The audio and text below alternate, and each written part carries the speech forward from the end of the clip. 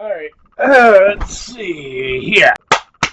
Audio sync. Hey everyone, Gheeotine here, and this is, I guess, technically the first video of the new year. I decided to compile every game that I reviewed on my This Week on the Chopping Block bits, and I ranked all the videos from the worst one to the best one, so you'll know my general thoughts on everything I did for this year. But before anything else, I just wanted to say thanks, because if I didn't have an audience, then why would I be making videos? Obviously, I don't do this for a job. I have a full-time job outside of doing videos, so this is strictly a passion project, but the fact that people still come and watch me just means a lot to me, and the games I give away are a thank you for that. And so, yeah, without any further ado, here's all the games that I reviewed in 2023, ranked from worst to best in that order. This week I've been playing 35mm, that's 1.38 inches in American. Anywho, this one initially caught my interest after physical copies came up for order on limited run games, so I snagged one for PS4 after looking at the Steam page. The things that initially got me interested were the fact that the developer was out of Russia or the Eastern European area, and that it was advertised as a survival horror first-person shooter, according to Steam tags anyways. Anyone who's watched my videos on Metro 2033 knows that I have a strong thing for first-person shooters out of Russia or Eastern Europe, and the fact that the Steam tags also included Walking Simulator led me to a possible jump into logic that it was going to have an emphasis on atmosphere. Starting up the game, that certainly seems to be the case. The visuals are a bit dated, but enough craftsmanship has gone into the overall environment to at least give strength to the setting. Unfortunately, the game's execution faults show up early and often. One of the biggest ones is that it seems to be suffering a bit of an identity crisis in that it can't decide whether or not it wants to be the aforementioned genres of walking simulator, survival horror, or first-person shooter. The first portions of the game set it up as a walking sim, with the first 20 to 30 minutes barely giving any context. If I hadn't done any research or read any of the initial marketing, I could have just confused it for a game about a really depressing nature walk. Things then jazz up after a while after a bear attack occurs, and I had a brief moment of panic because the controls had been really poorly explained, and I thought I was going to be doing a calm, confident walk away from the bear while it was actively sinking its claws into my backside. After stumbling across the sprint button, making it to safety, and settling in for the first night, your comrade starts to give you some context for the situation you find yourself in. A globe-scarring disease wiped out a major portion of the Earth's population. Cities quickly degraded into anarchy, and might makes right, and now humanity is just barely scraping by, with you two on a destination to who knows where. Shortly after, I started to encounter the game's next chief problem, in that it's really bad at communicating where it wants you to go in order to do what it's asking you to do. In this case, all I needed to do was take a bucket I'd found and fill up at a nearby well. Too bad I then had to spend the next 30 minutes wandering around a desolate, empty town looking for a well that ended up being covered in a wooden structure that I walked past about 4 times, not realizing it was the stupid thing I was looking for. I'll openly admit that I'm not fond of games that don't give you any clues on how to proceed, and I'm usually pretty observant, but the game could have been a bit more clever in its use of environment to tell you where to go. Anyway, after getting fed up and finding a guide, of which I ended up keeping in an open window most of the remainder of the playthrough, I kept the story moving along as best I could. There were moments of environmental storytelling and a building of atmosphere that I genuinely was digging, and when I got to the point where I was able to ride a car on some railroad tracks, I was ready to make this my game of the year. After all, I like trains. Unfortunately, the conclusion of that segment is where things went completely off the rails, which was appropriate in hindsight. Immediately following, this is where I reestablished that I was basically stuck in a long and painful escort quest while I had my NPC comrade with me. Subsequently, I came across an old man and his grandson who I endeavored to help with the use of QuickTime events, and the animation was utterly hilarious. Then, following a few drawn-out and protracted scripted events of limited interaction, I received a gun and was gifted with some of the slowest and stiffest shooting mechanics that I encountered, which fortunately were entirely optional, and I was able to just run away from the scene, although it turns out I ran too fast and my NPC didn't know where to go until I entered the battlefield again. From this point out, though, the game was a spiraling nosedive of annoyance and tedium. I continued to come across environments that were bad at telling me where I needed to go in order to complete an objective, but added the absurdity of a backdrop where urgency was stressed due to the presence of enemies trying to gain access to you while seemingly giving you all the time in the world, or unknown monstrosities presented as chasing you, but never posing a direct physical threat beyond menacing noises that seem to occur at random in darkened corridors. Now, bear in mind, I'd already been debating turning off the game and resigning the ending to the classification of "will never see unless I look it up on YouTube," but I was sticking through it with the easily missable environmental details necessary to ensure progress, to immersion-breaking lapses in animation, to a weirdly intensive lathe simulator minigame. Then the game decided to gift me with a Kalashnikov, immediately followed by a mule kick to the temple. You see, the game requires you to jump down into a boxed arena and gifts you the AK before unleashing a pack of wild dogs on you. I then proceeded to die faster and more repeatedly than a chicken with a healing factor inside of a KFC. The shooting controls were so stiff, in addition to your deliberate and languid movement speed, that the game basically gave me a jump in difficulty that turned into the equivalent of running headlong into a steel-reinforced concrete wall. I wanted to like this game. I was excited for another chance to experience the perspective that I've been researching regarding Eastern European storytelling, but 35mm, while laudable in the things it was attempting, fails at almost every turn. Maybe something was lost from the transition from PC to console, but I found the experience immensely disappointing. It's like excitedly preparing for a hookup with someone who's boasting a full foot long, only to show up with 1.38 inches. Maybe this will become one of those obscure limited print games that'll increase in value and give it some semblance of worth, but otherwise I have no interest to return to it. This week I started by trying to play Ad Infinitum. I said last week I was planning on finding something a little bit more scary or unnerving to me, and this seemed like a potential avenue for that. I also need to publicly shame one of my collecting associates for being an uncultured swine and calling it Ad Infinitum. You're wrong, Frank! Anyways, today's lesson in Latin was advertised as a survival horror game set to confront the horrors of World War I, and I thought that could have been interesting. Indeed, the first few minutes had me experiencing the abject terror of the trenches, but then after a series of events, I spent an hour wandering around an empty estate with no guidance or clue where I needed to go, so in spite of some promising starts and premises, I fell off rather quickly with Ad Infinitum. This week I've been playing Atomic Heart, a game that this time last week I knew next to nothing about. I'd seen a screenshot or two showing that it was a first-person shooter, and that it was going to be set with some kind of Russian theme or environmental storytelling about it. This perked up my interest because, if you recall some of my previous videos, I'm a humongous fan of things like Metro 2033, I enjoyed my time with a game called Chernobylite, and I'm becoming genuinely interested in games coming out of Eastern Europe in general. In fact, I also have a video in the works discussing Metro 2033, and the overall environmental storytelling and its parallels with literary styles of Eastern European culture. If that sounds like a video you would be interested in, then let me know so I can figure out whether or not I'm wasting my time. Getting back on track, I started Atomic Heart with no impressions, but upon being offered limited control, the impressions started turning bad, and without trying to spoil, it was all downhill from there. Admittedly, reaching any positive perception was going to be something of an uphill battle because this was the first game I ever purchased for the full launch release price of the now somewhat ubiquitous $70 price point as opposed to $60. In fact, the main reason I had the funds to buy it was because I canceled my pre-order of Tales of Symphonia Remastered, but I digress. To establish an easy baseline comparison, Atomic Heart is trying to be like BioShock.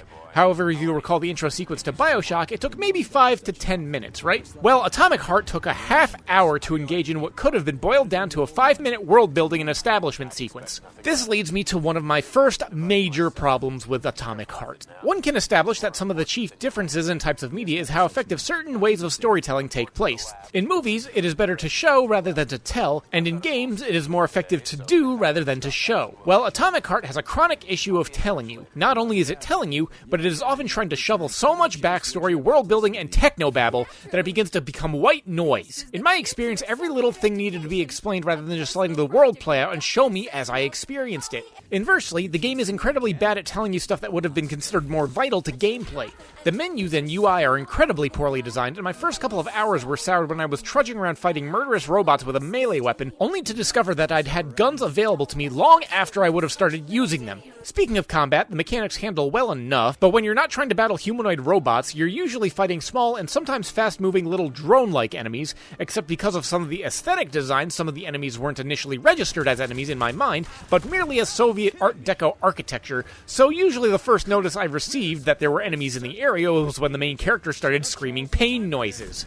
Additionally, depending on the environment, these enemies were set to regenerate or respawn infinitely, ensuring that my frustration never had an endpoint. So between irritating enemies and seemingly insulting attitudes that the writers had towards the player, I very quickly decided that I only wanted to be frustrated by one thing and turn the difficulty down to easy, so I'd only be getting angered by the writing. Although one element of writing that I've failed to mention so far is the main character and his assistant AI that lives in his glove. To phrase it charitably, they desperately need to shut the up. In this game's continuous need to fill every orifice with some excess of dialogue someone absolutely determined must be included, the protagonist and assistant are constantly having character-building exchanges. The character impression I get is a jaded and sarcastic asshole, and the AI glove is often being used to set up some kind of quip that made me hate any time they started opening their godforsaken mouths.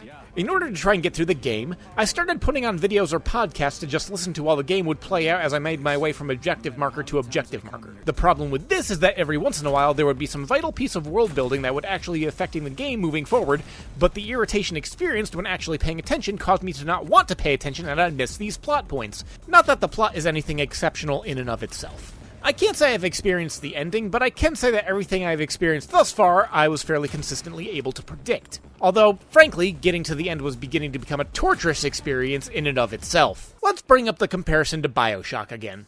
We can all agree that most of that game's objective was to go to a place and gather a key item in order to unlock the next area, where you need to then gather another item to unlock the next access point. Well, Atomic Heart seems to take perverse pleasure in jerking you around by constantly throwing you another item to gather in order to move the plot along. In fact, I would gather one item only for it to then tell me I needed to get another item because the first one I got wasn't valid for reasons, and then, once I finally gathered the correct item once and for all, the game would make a joke at my expense by saying, oh, it turns out you didn't actually need it all along because your character is a law enforcement individual acting in an emergency capacity. You! Atomic Heart has a pathological issue that can be summed up as a lack of editing. In fact, given all the issues I relayed, then I can say that the most engaging thing that I had throughout the game was whenever dialogue came up, I would ask a couple questions in flowchart format. First, was the exchange necessary for plot to keep the game moving? Second, if not, why was it included? Or alternatively, if it was, how much would I have been able to shorten it and reduce the amount of irritation experienced by the player? In fact, the only facet I can really give any praise to the game is in visuals. It looks good, but to make a nice metaphor, a cake can look as fantastic as you want, but if the second you bite in it tastes like dog shit, you're not going to want to have any more of that cake. For me, Atomic Heart is a borderline torturous experience, and I cannot recommend it. Bloated text leaks from every pore, and it makes the moment-to-moment gameplay insufferable because tuning it out leads to missing things necessary to move the game along. Nice-looking visuals can't save the experience from clunky UI and poorly communicated mechanics on what can be at best described as competent gameplay, and the verbal diarrhea has done nothing to aid that. Frankly, if I wanted to experience something like this again, I would just play BioShock and invite over the local communist conspiracy theorist to spew non-stop drivel in my ear. This week, first and foremost, I hope you have a happy Halloween, and second of all, I've been playing Don't Scream. Wanting to stick with the season just beyond my Cult of the Lamb review, I decided to dive into a horror game that caught my interest. I was contemplating doing the Dread X collection, featuring more work from my favorite solo boomer shooter dev, Mr. Szymanski, but I figured I want to keep things a little bit more varied, plus I don't want to come across like I am obsessing over the man whose house I'm currently camped outside of. That being said, I saw a title that garnered some interest off the concept and unique control gimmick it brought to the table. Don't Scream by Jor and Joe and Dog is a rather straightforward in its marketing pitch to the Steam store page. If you scream, you restart. If done correctly, it could be an incredibly novel idea. When immersed in a horrific environment or game, one can often lose track of themselves and their composure, and a release of tension in the form of a scare and interjectory scream could add for an interesting twist to the traditional survival horror formula. Now, at the time of review, this game is brand new on the storefront and is clearly advertised as an early access release. As such, the developers openly admit that there are many parts of the game that they are intending to address, such as expanding the lore, fixing bugs, optimizing the game, and making more dynamic gameplay. Item 1 on page 1 of my recommendations would be, of course, to make the controls customizable. I didn't notice any technical bugs, or at least I don't think I did, but that could have been disguised by the gameplay's graphical style. When you start playing, you see the game through an old VHS-style camcorder lens. It drew me in pretty quickly and reminded me of things like the old Blair Witch or Paranormal Activity movies. The environment you start off exploring is racially detailed and impressive in spite of, or indeed possibly because of, the filter you're seeing it through. The lush greenery and fine detail makes for a believable environment. You also see a timer in the corner that only counts down so long as your character is moving, so the game is set to last approximately 18 minutes. I frequently took breaks to stop moving and look around my environment, so my playthrough ended up being about 25 minutes to half an hour. But I digress. Things quickly take a turn though, because on my playthrough I followed the wreckage of a plane crash and was greeted with an abandoned vending machine seemingly placed underneath some strung up bodies. Then things turn supernatural, night sets in jarringly quickly, and things start making noises from the shadows. Experiencing a few mild jump scares, I continued exploring until I came to a decrepit mini-mart in the middle of the forest. Indeed, I would have been a little bit more nervous in my exploration had I not been suspecting something that I inevitably had confirmed in that same mini-mart. Making my way past bodies and cast-aside merchandise, I stumbled across a restroom in the back of the store, and huddled in the corner I saw a monster feasting on the remains of another member of my fellow man. Slowly, I turned to the door to close it, only to have the monster suddenly appear in front of camera and then disappear entirely, and that's when the illusion broke. The biggest problem with Don't Scream is that it's leaning on its eponymous gimmick so heavily that in my case it becomes a crutch that can't support the game's weight. As I've stated in the past, I'm something of a first responder in my personal professional life, and that by and large makes me possibly one of the worst individuals for this game to try and scare. I've seen blood, gore, fights, grievous injury, and at least one family ripped apart from this mortal realm in real time, so it can almost go without saying that I've acquired the skills to maintain my composure, monitor my appearance, and manage my panic responses. With that in mind, imagine how low of a bar has to be set for an individual who is specifically trained to minimize their own reactions not to scream. I could have tweaked the microphone sensitivity to pick up almost anything, but at that point I'd have to start being careful about ambient noises or my cat's roughhousing in my proximity and potentially giving me a cheap game over state. I also don't think it would have ultimately mattered since I'm not certain I made any audible reaction noises during my playthrough anyways. I did get bored and started talking to myself in hushed tones, and towards the end of my playthrough I was singing stupid songs in that same tone, but that should be a good indicator of how much the game had let go of me as far as tension or immersion. Going back to that gas station segment, this was where I realized that the Don't Scream directive was the only string to the game's bow, and there was literally no other failure state so long as I could keep my wits about me. Realizing that the only thing the game had left over was cheap attempts to startle me, all that was really left was to keep moving until a timer in the corner counted down to 0. By the time that epiphany had thoroughly set in, I was actively looking around the woods for anything different, and I feel like gallivanting towards a headless corpse crying for help or a troop of giant spiders in order to relieve boredom is entirely opposite to the game's intention. In my humble opinion, if this game wants to succeed beyond a gimmick suitable to target streamers looking for something to overreact to, or people looking to torture their overly panicky friends, then it needs to look to other survival horror titles and actually become more of a game rather than a walking simulator with imagery that will put people off their lunch. I know that the developer said they're working on incorporating more dynamic scares, but the gameplay overall needs to be more dynamic. Either some manner of combat and health management, or a hiding mechanic akin to Alien Isolation or Outlast would go a long way to filling the gaps needed to make this thing more engaging. The instruction to not scream and tying it back to the game's failure state is a novel idea, but in its current iteration it's little more than a single piece to a formula that has yet to be realized. Finally, I know the developers said that lore was another thing that they were expanding, but in the game's current state it seems to be little more than a mishmashing of disparate elements cobbled together in a small sandbox with a mechanic that can't stand up to the gameplay it's trying to encourage.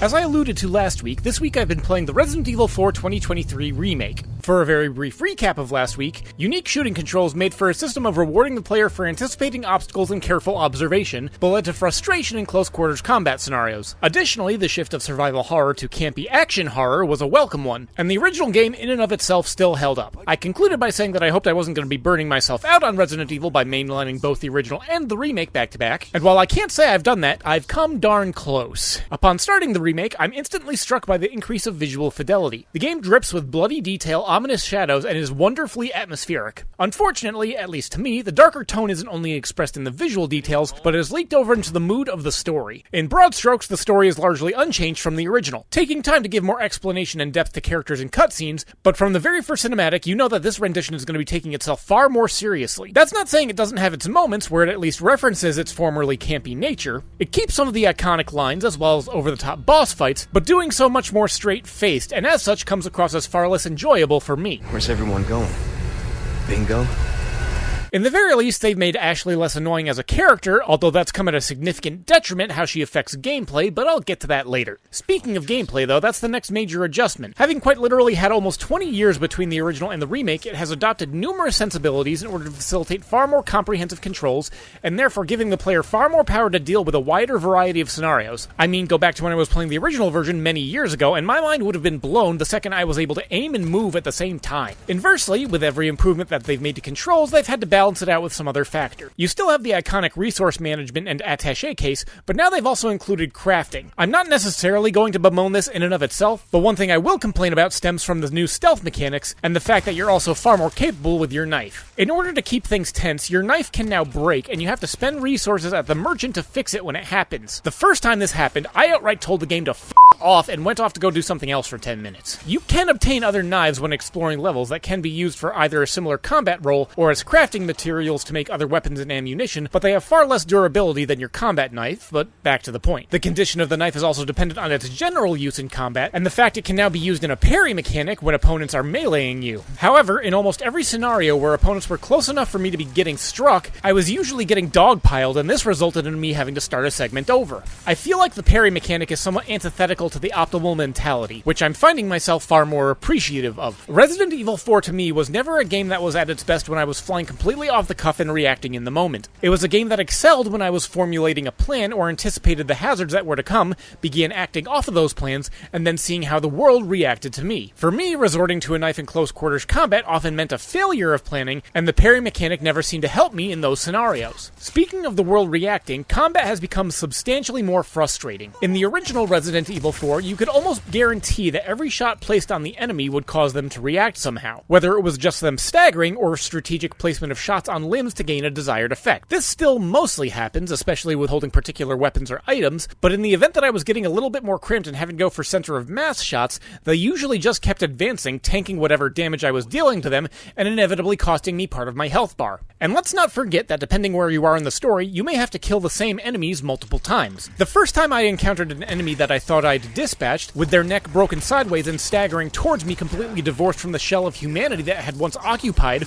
was slightly unnerving, but pretty much every instance after that was strictly an annoyance. In fact, most of my frustrations come from the game seemingly liking to spam villagers in scenarios, theoretically to increase tension, but there are a few segments where I became aware of the trick and knew it was going to happen. For instance, after an area had been cleared out and I was scrounging around for resources, I would find a little alcove with some boxes, and as I was approaching, ready to harvest whatever was inside, I would think to myself, it's gonna spawn some of these behind me when the surrounding area had been completely devoid of villagers prior, and lo and behold, my powers of clairvoyance were established. Of course, having so recently played the last one, I didn't need clairvoyance to be able to tell where the story was going. The pacing has been significantly affected though by shifting away from a strictly linear controlled story. Resident Evil 4's remake features a much heavier emphasis on backtracking and exploration, almost in something of a Metroidvania mentality. On its face there's not too much wrong with it, but it begins to run counter to the tone that the story is trying to set. When I'm taking an extra 10 to 20 minutes to backtrack across half the map in order to scour for collectibles and treasures to sell, it kind of undermines the sentiment that time is of the essence to save the president's daughter. Speaking of which, as I alluded to before, they put much more effort into giving realistic characterizations to the other cast members, and while Ashley comes across as less annoying in the story, they unfortunately made a significant shift that made her an absolute monster to deal with in the segments that I had to escort her. In the original Resident Evil 4, geez, I'm starting to lose count of how many times I've said that, you could either hide Ashley in particular props and clear out a zone, only calling for her once the area had been made safe, or barring that, you could in the very least tell her to hold position in an area you knew was going to be slightly safer for her, even if an enemy could still theoretically get to her. While some set-piece moments have places for her to hide, now she always follows you. You can have her follow at distance or up close, but nonetheless, she is still another factor now moving around the battlefield, and given the non-reactive nature to how some enemies received my shots, I was occasionally unable to save her between getting dogpiled in whatever capture she had refusing to register the bullets I was putting into their spine. I'm gonna give this as a broad message to the gaming industry. Your escort quests. Given the frustration I'd already had with the aforementioned enemy spamming, coupled with actually now being perpetually joined at the hip to an instant game over if they ever got too far away from you, I elected to put the game down for a while and play when I feel like it. It's by no means a bad game, but the Resident Evil 4 remake seems to be an attempt that at almost every turn takes one step forward and then immediately takes a step back. The increased graphical fidelity is countered by its darker and less fun tone. The more comprehensive combat and controls are countered by a more frustrating utilization of enemies. The shift to emphasizing backtracking and exploration for resource drags down the narrative tone and intended pacing. As I said at the start of the review, I'm not burned out on Resident Evil, but it's gonna happen if I force myself to continue playing this remake. And given that a lot of the things that I praised the first game for have been de-emphasized or stripped away, I don't see myself having much more fun with this one. Call me a Luddite if you must, but I'd probably have more fun putting quality of life and graphical improvement mods onto the original rather than continuing with this remake.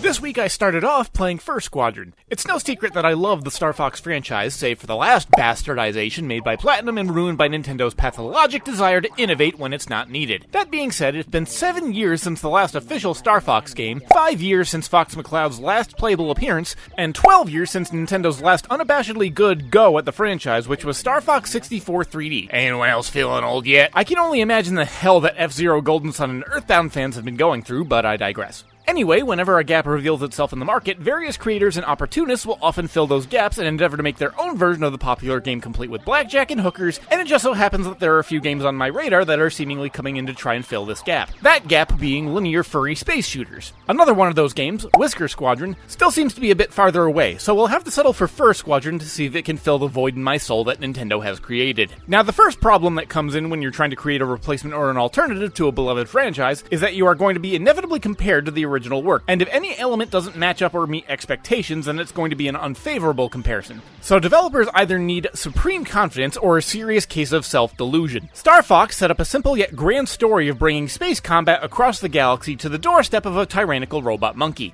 Fur Squadron stumbles at this first hurdle by having the entire game story take place entirely in a VR training simulation. The main character you play as, and who I totally didn't have to look up their name, is Blaze Mastella, a ferret. He's joined by Axel Mex, an axolotl who is meant to be the game's Slippy supplement, and Kiro Nax, a wolf, I think, who seems to be simultaneously taking the roles of Falco Lombardi, Peppy Hare, and Wolf O'Donnell in one persona. Anytime they were on screen, I was moderately annoyed, partly because I was cynically determining who they were meant to replace, secondly because their audio was mimicking the original Super Nintendo game of having various garbled gibberish in different tones to simulate their speech over text boxes, and thirdly because I thought their visual design was leaning a little bit too far into the uncanny. In fact, the game's overall visual design is kind of annoying to me. I get that it was more of a creative decision to be set in a VR simulation because that meant you could theoretically use untextured polygons or wire models to represent all your in-game assets. However, this also makes it incredibly difficult to make significant variations on environments if you're going to have it be of the same aesthetic. The game ignores this problem in one aspect, but I'll get to that later. As for how it plays, it handles well enough, but the movement feels very stiff and mechanical. Other Star Fox games weren't entirely dissimilar, but slight visual flourishes in how the ship moved and stabilized gave a little bit more of a tangible sense of weight. Fur Squadron has the usual fare of being able to spam shots, barrel roll, pick up missiles, shields, and cannon upgrades, and I feel like the game has a decent foundation to work off. It's just a shame that's all it had and eventually came out to. To get back into the story, the crew are during training in order to prepare for a battle across the galaxy when inevitably the big baddie hacks their VR program to try and take them out while their minds are stuck in the virtual realm. They fight their way to the end, defeat the boss, and at this point I thought, okay, tutorial over, now for the real game. Then the credits started rolling. In the moment, I was immensely pissed. 26 minutes of playtime, and some of the worst space combat blue balls I'd ever experienced. This is also what I meant when I said it had to address the problem of needing to vary the environment, but that was unnecessary when the game was so short. Granted, the game was only $7, and I could theoretically go back and play it some more at different difficulty levels, but that would entail me wanting to go back in to experience the extremely linear game again in the first place, which also invites another inevitable comparison to the better Star Fox titles. Those games had multiple levels, different settings, and depending on the in-game decisions and performance, you could significantly change the outcome of the path in the story you were on. All in all, I felt like I was effectively paying $7 for a tech demo and proof of concept, and writing an entire review for what came down to 26 minutes of gameplay seemed almost criminally insubstantial. That being said, I dove into my backlog of Steam titles and eventually re-emerged with a game called Retrowave. Thinking about it, Retrowave, while technically in an entirely different genre and intention than Star Fox and Fur Squadron, shares a lot of similarities. I picked it because it also shares an aesthetic, but it's also about piloting a vehicle down a linear corridor and surviving and gaining points being the ultimate goals. Retrowave, by comparison, has you driving a car down a multi-lane highway, dodging in and out of traffic with your score being determined by how far you can get and how close you can get to the other cars without crashing. That's mostly it. However, where it comes together is the presentation. The 80s neon aesthetic, the VHS video filter, the synth music, and the tributes to classic and modern vehicle icons set up an appealing visual charm. It is worth noting that some of the filters and visual effects were a little bit straining on the eyes, but the game fortunately has options where you can toggle those to your preference. The gameplay loop is very short and simple. As I said before, drive down a road while trying to gain as many points while weaving through traffic as possible. The levels are effectively infinite scrollers, but once you crash or decide to give up, you're awarded points and currency that you can use to unlock other vehicles with different traits that you can then go in for another round. And that's just the base game mode. I very much enjoyed the bomb run game mode, where you can also drive a large semi that deliberately obscures a good portion of the road ahead. It gave me the kind of vibes like the original Speed movie, where you have to maintain velocity while weaving in and out of traffic. If you slow down, tip over, or hit too many vehicles, the bomb goes off. I would have tried the multiplayer, but unfortunately at the time there was no one else playing. It's simple, quick hit fun. The only significant criticisms I can pull up are that the game looks like it was very quickly assembled with certain assets, but they don't necessarily detract when you're getting into the zone and weaving in and out of traffic. And the other being the immersion braking that happens when you see an NPC vehicle using their blinker to indicate a lane change. That shit is only something that ever happens in video games, I can tell you that much. Finally, the game is currently discounted for a little over $1 thanks to the spring Steam sale, but even at full price, it's only about $3. So there you have this week's double bill. A $7 imitation proof of concept tech demo, and a $3 quick hit score chaser that I'm actually probably going to be using to kill time every so often.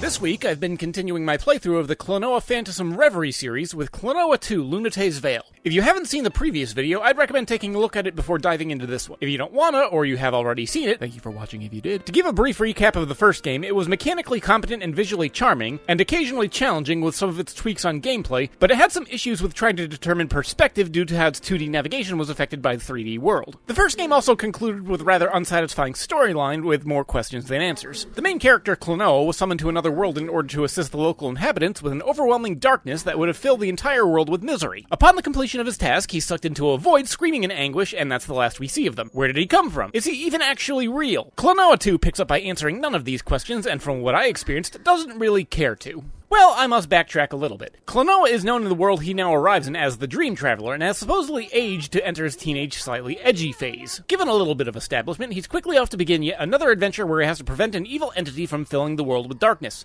Once again, another character is introduced to infuse his ring with special powers in order to snag enemies to serve as platforming and combat enablers. Klonoa 2, however, builds on the last game's mechanics by adding more platforming elements in the forms of enemies that serve different functions once you've snagged them. Some are going to be picked up multiple times and serve as explosives, some gain charge and give access to new areas by having them absorb other enemies you throw at them, and others give you incredible boosts to jumping or even hovering. Otherwise, Klonoa's own physical abilities are still as slow-moving and limited as they've always been. However, to increase the pace of some levels and expand the variety of gameplay, Klonoa also has some hoverboard levels that makes the pace a little bit more reaction-based. I'm not entirely certain I like this, but in the moment they were a nice mix-up of mechanics when the side-scrolling platforming was getting a little bit stale. One mix-up I didn't like, though, was the introduction of a few levels that could be deemed as incentivized auto-scrollers. What I mean by that are courses that usually put some big enemy in a chasing position that ensures you have to move constantly through a level or get punished, usually with an instant death state. To make another comparison with the first game, I genuinely liked how it was a bit more of a mellow, slow-paced platformer which made it easier for me to relax, while still injecting performance challenges in the case of puzzles or specific orientations of enemies requiring very precise platforming. Klonoa 2 does away with that on these levels, where they switch up the mechanics, and much to the detriment of my own personal enjoyment. In fact, a tremendous criticism I would mount against the game as a whole is a loss of character and charm that drew me into the original title. Much like other mascots, Sonic the Hedgehog being the most prevalent example, Klonoa was changed in order to try to appeal with an audience that had hypothetically originally experienced him and wanted him to age with them. Then again, since he's had so few other games by comparison, you can make a fair argument that there's still a lot of room for him to be defined. Whatever, moving on. Another significant change is the expanded length of the game. The first game had 12 levels with a final boss. By comparison, Klonoa 2 has twice as many levels, and many of them being broken up with more expansive cutscenes, which also carry over the feature of the 5x play speed option, which again is very much appreciated. Now, the simple addition of content and play length of the game by comparison doesn't necessarily make it good. The game fortunately has enough variety in how you play, and in the visual design of the world you navigate, so it never becomes too grating right up until the final level. However, the final level is as far as I've gotten, and I haven't finished it, and I don't intend to. Some of the more challenging platform elements make their appearance in the final level, and given the game still keeps what is in my mind a flaw by keeping the original lives system, I eventually lost too many and was forced to start a level over when I had been near the final stretch, at which point I decided that if I was getting that frustrated, then the game could go off. So, in this 2-video conclusion to this game's package, Klonoa Door to Phantom Isle is the shorter, but in my opinion, superior experience, which is also a good option to go for if you don't want to shell out the $450 for an original PS1 copy, and Klonoa 2 Lunate's Veil, while lengthier and clearly having a more robust production budget, suffers from a compromise of character and what is, in my opinion, a blow to integrity for design. This week I've been playing the remaster of GoldenEye 64. This one was rather convenient. Between big name releases, trying to juggle a full-time job, working out enough to make sure my body's not going to fall into decay, and all while maintaining a weekly upload schedule, I'm often left agonizing over how I'm going to balance my workload and still leave myself enough downtime to ensure that I'm not going to lose my mind any more than I already have. Fortunately, one means that allows this is to occasionally dive into the odd remake or remaster that triggers me right in the nostalgia, hence GoldenEye 64. I did play it back in the day, but it wasn't my go-to thing. I do remember finishing all the main campaign stuff, and I did occasionally have a multiplayer match where obviously someone ended up getting bullied for the night picking Oddjob, but I have much stronger memories for things like Super Smash Bros. Or Excitebike 64. Given my memory fading on certain aspects of the game, I decided to go back and give it a try, and my choices were between the Nintendo Switch or the Xbox version. This is where my first hurdles and the souring of my impressions started. Nintendo has locked it behind their online subscription service, which I've resolutely said I'm going to avoid for as long as I humanly can. I was initially more pleased when I heard that Xbox players were going to get it as a free upgrade to the Rare Replay compilation, a title that I absolutely love and have in physical form. It was also an option if you subscribe to the Xbox Game Pass, which I also don't really see any need to have. I already own way too many games that I can access at any given time. So I decided to check out the Xbox version. But wait, there's more bullshit. I go and put in my disc for the Rare Replay, only to be met with the realization that you can't get it on the physical version.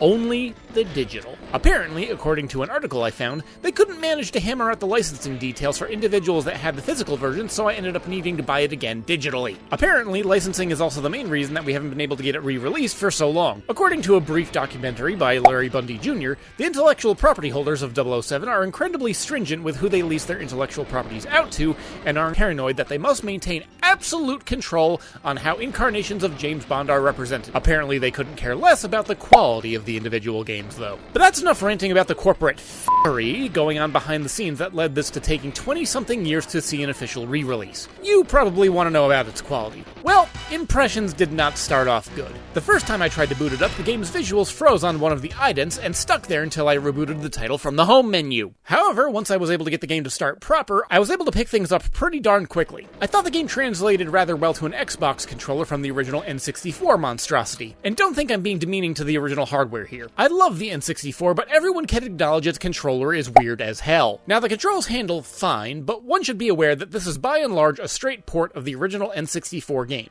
That means there are a lot of long-since established features and mentalities that have not been implemented. The main way this manifests is there are no objective markers or means to know exactly how to interact with certain environments or elements, particularly when objectives require attaching spy items manually, with said items just in your inventory at the start of the mission with little to no explanation. Additionally, the game doesn't have a devoted use function. What I mean by that is in modern games, you'll usually come across an area where some specific objectives need to be done. You'll just walk up to the space and press a button to interact with the environment, and the objective will be done. In GoldenEye 64, if your objective is to place an electronic monitoring device, you actually have to throw it onto the terminal, and you only get one chance to do it, so if for some reason you miss, then you can't pick the item up again, and you'll have to start the mission over again from the very start. This was quite frankly infuriating in some of the levels. However, this didn't turn into a deal breaker because most of the levels are actually rather short, with several of them being beatable in a matter of a couple of minutes if you know what you're doing. But going back to objective markers, that feature could have made some levels a lot more convenient to navigate. I'm also not saying the markers should have been mandated, just put it in as an additional feature for modern convenience. I ended up backtracking multiple times through some levels trying to figure out where the objective was that I needed to perform in order to progress the story. In fact, you can actually fail levels because you can successfully navigate an environment, but if you don't complete the objectives on the way, then you'll have to play again. Ironically, this actually struck me in a slightly positive light because I'm so used to games hand-holding so that nothing can be missed. However, I can appreciate having my observation and assessment skills being tested. As I said prior, it's lacking a lot of sensibilities that one might expect from modern titles, but if you like old games, warts and all, you may not be disappointed. Unfortunately, there were a few additional warts in the transition and porting process. Graphically, I'm not going to be angry about the character models looking the way they do. I mean, I'm the kind of individual that can plug in an original N64 into an HD TV and be perfectly content with my gameplay experience. However, in the emulation process, I did notice some weird texture effects going on at long ranges. Honestly, looking hard at this version, there are a fair number of cracks that come into view, but on the other hand, I genuinely appreciate that it at least exists for people to play in a way that could be considered easier than having to track down original hardware. Speaking of which, the differences for the Xbox and Switch versions are the Switch version has online multiplayer, but the Xbox version has higher resolution. Neither of these factors affected my purchase decision. So long as the look is cohesive, then I don't care if it has ultra-high definition textures, and as far as the online multiplayer aspect, if you can't reach over and smack someone for daring to pick Oddjob, then you're not playing it right. In the end, I'm left incredibly mixed about this experience.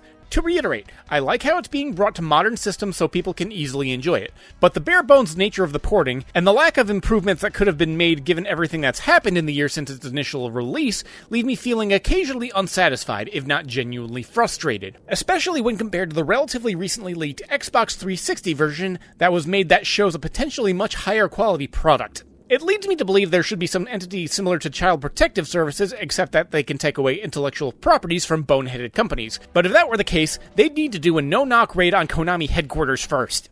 In the official Konami shop, all these products are now available. Please check it out. FBI, open up! I'll conclude by saying that GoldenEye 64 on the Xbox is fine, but it's clear they could have done far better. This week I've been playing The Legend of Zelda: Tears of the Kingdom. It's okay. Hey, look at that, it's the end of the video. What? If you follow my community post, I said I wasn't going to be reviewing this one. Nintendo overall usually makes pretty good games, and has a library of some of the most beloved IPs in gaming, and with that track record, there's going to be plenty of other people talking about this game. While Nintendo makes overall great games, some of their business practices and anti-consumerist nonsense are far more worth talking about. I mean, just for a second, can we collectively realize that people are so in love with some of Nintendo's products that we will still give them money and support them even if we actively hate them as a company? Speaking of other things worth highlighting, have you played the following game? And yes, this is the full title of the game. Yeah, you want those games, right? So here you go. Now let's see you clear them. Yeesh, that's almost as unwieldy as the time that I played. Sometimes to deal with the difficulty of being alive, I need to believe there is a possibility that life is not real. Run-on titles aside, the premise of the game is rather simple. Have you ever seen those mobile game ads that are constantly playing on social media or other mobile games? The ones that usually feature some sort of line saying something to the effect of, "I just can't beat this," while showing someone playing the game abysmally, and you've grasped all the mechanics within inside 5 seconds of the ad playing. Something to do with a stick figure moving along a course with numbers increasing or decreasing, or matching colors, or removing barriers, or maybe that parking game where you had to clear a lot. Well, someone decided to take every single concept of those insipid ads, put them all into a single bundle package, and then put them on Steam for $10 with none of the other exploitative monetization or insufferable ads. That's right, I'd rather spend my time talking about a compilation of mobile phone games that are often left undelivered from the ads that they are featured in, and detached from all the predatory nonsense that has made mobile gaming an absolute hellhole, than the latest precious baby from Big Daddy Nintendo. What are you gonna do about it, Nintendo fanboys? Can you tell I like baiting mentally maladjusted zealots? Baiting language aside, I do believe there's something worth talking about here. As far as the mechanical gameplay review stuff, there isn't really much to talk about. The simple elegance of design needed to make a game that works on a mobile device that's both engaging and absorbing has overall carried over, and these games are good at triggering the base level dopamine receptors. There's no story campaigns, and as far as content goes, over the course of playing for a couple hours, I completed most of the main levels that were present. The footage on screen covers about 90% of what you'll be encountering as far as mechanics are concerned. The game does feature some unlockables for profiles, and adds some additional modes that you can either increase the difficulty, set more restrictions, or just try to improve your own scores, but given the simplicity of the games on hand, it seems like there's really only so much you can do with them. It's kind of interesting to play these games detached from all the annoyances and bullshit that are so ubiquitous with modern mobile gaming. Being able to just play a level without ads interrupting each session, not being over-monetized with any number of confusing currencies that they somehow put in, being able to play an infinite number of retries rather than having a refillable number of lives that are locked to a timer. It's simultaneously refreshing from a liberation standpoint, while also infuriating when reminding you of how many developers try to use as many insidious psychological tactics to draw downloads and engagement. Speaking of developers, though, it's an understatement to say that I was shocked when I discovered that the developer of this mobile game compilation, Monkeycraft, was the same one that handled the Katamari Reroll remakes, along with the Klonoa Fantasy Reverie series, both of which I relatively recently covered. For me, it adds a degree of hilarity. The mobile gaming space is constantly filled with those taking ideas from each other and exploiting them to the nth degree, consuming and copying each other like the world's laziest Ouroboros. Then, along comes Monkeycraft, effectively taking all the simple improving gameplay that gets people interested in something, removing most of the irritations with surgical precision, and serving it up for an upfront cost with no other complications. I'll cut that tangent for now. To draw in conclusion, these games are enjoyable in the sense that eating a bag of Doritos while watching Top Gear can be enjoyable. Not much higher thought going on, and scoring simple dopamine hits to satisfy the lizard brain for an afternoon is what this game should be considered for. This week I went back and played the original Half-Life. Valve has been celebrating the 25th anniversary of its release, and in the celebration they made it free for people to own for a small window of time, along with putting in more content, adding improvements to the engine, and even releasing a decently long documentary about its development and progress. And, considering I'd never played the original Half-Life back in the day, I figured this was a good time to go back and visit the roots of some of the games that I enjoy so much. Well, I tell a small lie. I did play Half-Life back in the day, but it was on the PS2 version. I remember beating it, but I also remember not necessarily being all that blown away by it. Initial thoughts led me to believing that this might have been the choice of platform. I think it's fair to say that shooters designed for consoles and shooters designed for PCs are two rather distinct kinds of shooter. I touched on this when I reviewed Team Fortress 2 on the PlayStation 3 back in the day, but to paraphrase, console shooters seem to favor a more stop-and-pop style, whereas by comparison, PC shooters are more designed for a seamless union of movement and combat. That being said, I also thought it would be good to experience the original Half-Life the way Gaben intended. Keeping that in mind, and having widely expanded my experience and horizons since my PS2 was my primary gaming machine, I went into Half-Life with more of a mindset of someone like that about to experience something for the first time, while also taking special care to notice small details and touches that we take for granted today but were innovative and earth-shaking at the time. And one doesn't have to wait long for that.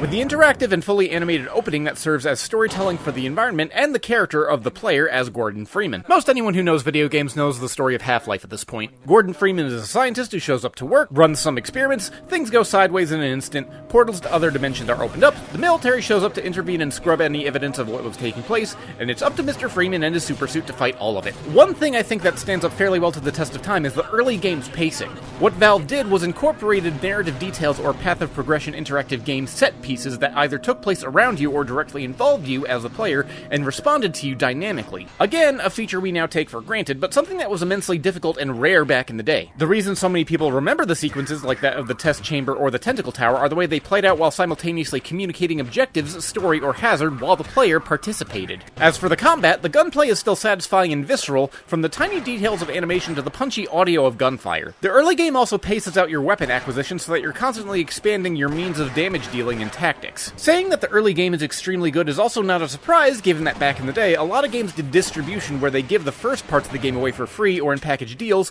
with the hopes that you'd buy the rest of it later. Now you might wonder why I'm emphasizing so much that the start of Half-Life is so good. Well, we'll work our way around to that, kind of like how Gordon has to work his way around the Black Mesa complex. Actually, on that note, that is kind of one of the first things I take issue with. I'll admit that I've never worked in any expansive compounds or massive research facilities, but I have trouble really getting immersed in the environment just because Black Mesa seems to be way too unwieldy of a location to be any degree of viable. I feel like it's more laid out for the sake of facilitating gameplay than making it seem like a real facility with safety regulations or logistically viable layouts, and you cannot tell me with a straight face that a bunch of these spindly scientists are jogging 2 miles and climbing 40-foot ladders on a daily basis. Although it does make combat more interesting given that you're constantly having to worry about things like head crabs falling through drop ceilings or aliens spawning next to the office coffee maker. However, though I once again note my praise of the combat when it comes to fighting interdimensional beings, when you start taking on the military, in my experience anyways, I found things starting to grind at my patience. Having foot soldiers with different tactics and weaponry definitely mixed up the gameplay, but along with their introduction came levels that I felt began to spread thin on those key set-piece moments, and other times things came to a grinding halt, particularly when armored combat vehicles were in play, because I needed to dispatch them, often while lacking certain weapons or ammunitions that would have gone a long ways to keeping the pace up. I also couldn't help but experience significant degrees of frustration when it came time to navigate the infamous minefields, or suddenly start taking heavy damage from sniper nests. Now, I need to take a moment to clarify something. While I've never played the PC version for myself, I am familiar enough with Half-Life to know about the infamous Zen levels at the end. However, I have no such feedback for the PC version at this time, because I didn't get to them. You see, I have something of a policy where if I am finding myself in a state where I'm forcing myself to play, and I would otherwise genuinely not want to play the game anymore, then I stop right there and consolidate my experiences to form my opinion. And much to my surprise, that happened with the original Half-Life. Nearing the end of one of the final military compound areas, I got bogged down dispatching some of the same enemies over and over, usually being run dangerously low on health or ammo in the process, and I just wasn't having fun anymore. Part of this I think might be due to the fact that the environments become a lot more indistinct with the game putting more of an emphasis on the combat, but given that the tactics don't really change up that much once you figure out everyone's roles, then it becomes a rather repetitive game of whack-a-mole for me. As I type this review, I can't help but keep second-guessing myself. Am I playing it wrong? Is there something I'm failing to grasp? Am I not using quick save enough? But at the end of the day, I'm stuck with the insurmountable fact that I'm not having fun playing it, and I don't want to play it anymore, and I'm not going to change my opinion just because I think it might irk someone. I feel this is a rather objective stance though, because I have no attachment to the game, so there's no matter of nostalgia keep me willing to play like I would with the original Pokemon titles or something similar where their design issues pop up. Yes, as much as I'm surprised to say it myself, I don't think I care for the original Half-Life. Don't get me wrong, I absolutely appreciate its role in gaming history and design,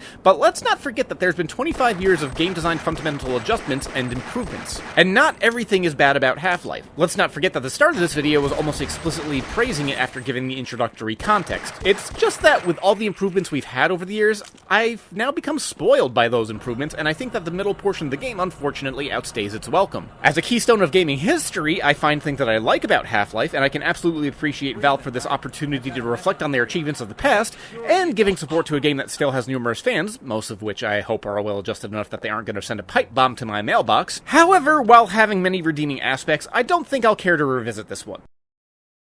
This week I've been playing Sonic Origins Plus. At the time of writing, I'm experiencing my first full genuine weekend and period of rest in literally a month. As such, I've been indulging in games and media that I find comfort in, immersing myself in nostalgic pieces or games that I at least have a certain guarantee of liking. It just so happens that a few modern releases have coincided with this. Last week I played one of my favorite arcade go-tos of Puzzle Bobble, and this week, while not for review, I was playing Need for Speed Most Wanted, and then the recently released Sonic Origins Plus collection. Going back to my Sonic Frontiers review, I alluded that I'm a fan of the franchise, but narrowed that spectrum to the original 2D titles. If pressed, I would narrow that even further down to Sonic 2. The original Sonic 2 on the Sega Genesis was one of the first games I ever owned and played, and as such it has left a vivid imprint on my taste and outlook on gaming. For better or for worse. Sonic Origins Plus is a compilation of Sonic's 1, 2, 3 CD and Knuckles, along with a collection of 12 Game Gear titles. When I heard about the Game Gear collection, the preservationist and collector in me frosted their pants a little bit because that meant I would be able to condense my collection down by a few titles, or so I thought. I still went ahead and offloaded the few titles that ended up being made redundant, but much to my chagrin, I discovered that the plus of Sonic Origins Plus was a download code. That download offering you access to the Game Gear titles and the newly playable Amy character that you can slot into Sonic's 1, 2, 3, and CD. Speaking of which, briefly playing as Amy, I can't tell if there's much of a significant difference other than the fact that she seems to deal more damage when you press jump the second time in midair and she pulls out a hammer. Other than that, I couldn't see any drastic changes to the formula. Seeing that the Game Gear titles were not included on the cartridge or disc, depending on the format you go for, I was already pissed off. That being said, I decided to see whether or not I would get my money's worth playing the main games. While I'm not certain I'm going to get my money's worth, I can definitely tell that they put a great deal more effort into the presentation around the main games with additions such as fully animated cartoon cutscenes and a full story mode that links all the games together into one primary campaign. Now, for the sake of full disclosure, I'm not going to do a full deep dive into each individual title. I took some time to play each game and test if they were at least playable and faithful to their original visions, while seeing how they implemented quality of life improvements in line with the modern age. Well, I tell a minor lie, I did spend a fair amount of time more with Sonic 2 than the other titles, but then again that's likely due to my endeavor to chase nostalgia within the past couple weeks. Given my time with these titles, I can say there is some good and some bad. A good change is the system they use to replace the archaic lives and continues mechanic. Now, there is no life counter, and instead you can try a level or fight as many times as you want. In place of the lives, you can collect coins, which you can then use to unlock items in the game's digital museum. Either that, or you can cash in these coins for extra continues when you go at the various bonus levels when trying to collect the Chaos Emeralds. Again, these are good systems. As a brief side note, I was very impressed with the changes they made in Sonic 2's bonus levels. The slight shift in perspective along with the improved smoothness of animation and level transition make the levels far more playable. And don't get me started on the various soundtracks from Sonic 2. I still think Mystic Cave Zone is one of the best songs in the entire franchise.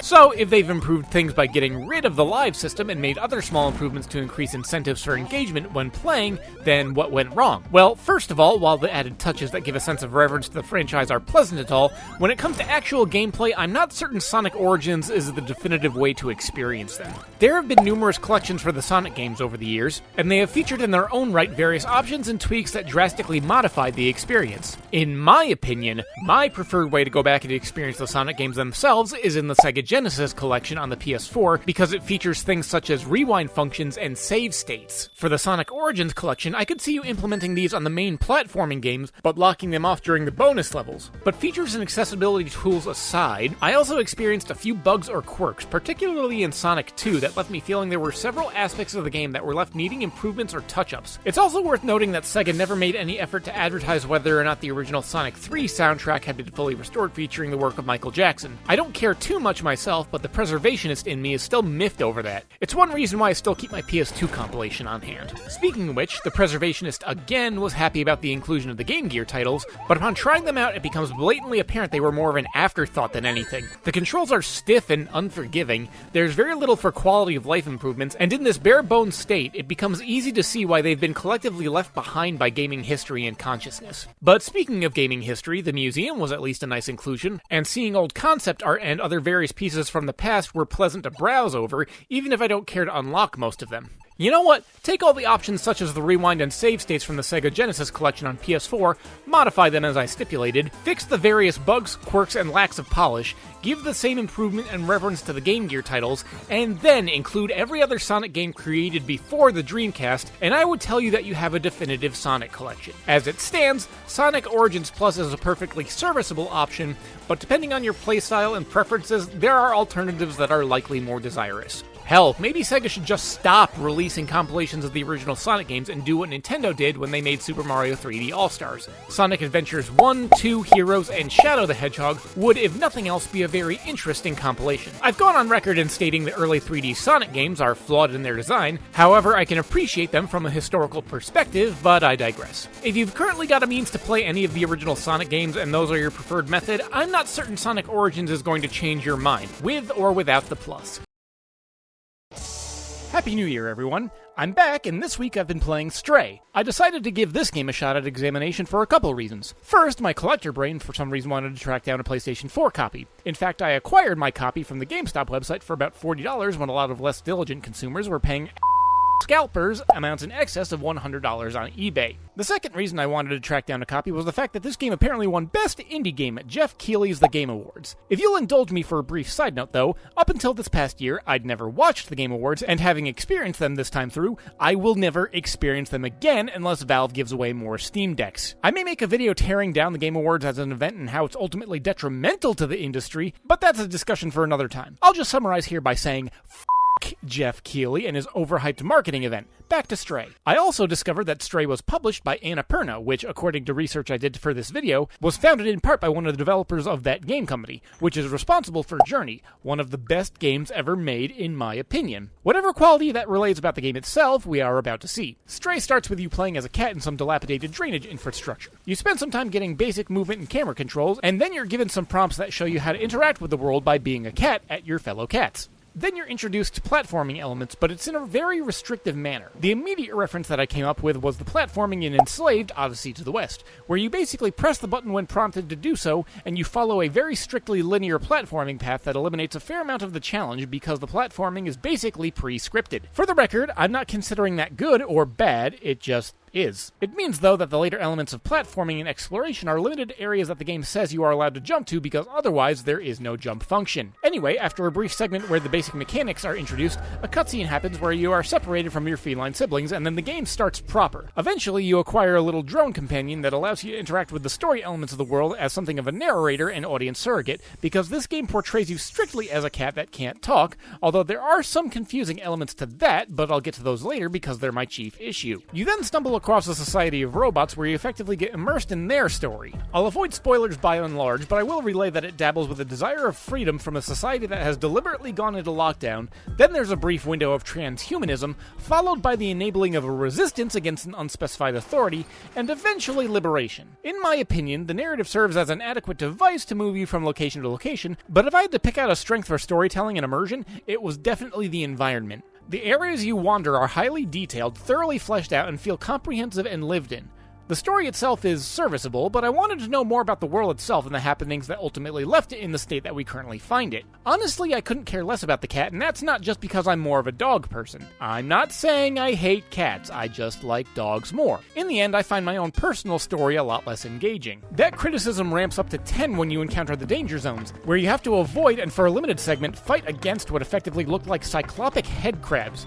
And just when you think you're settling into a stable perception of what you think the world is, you stumble across what I can only describe as borderline eldritch horror.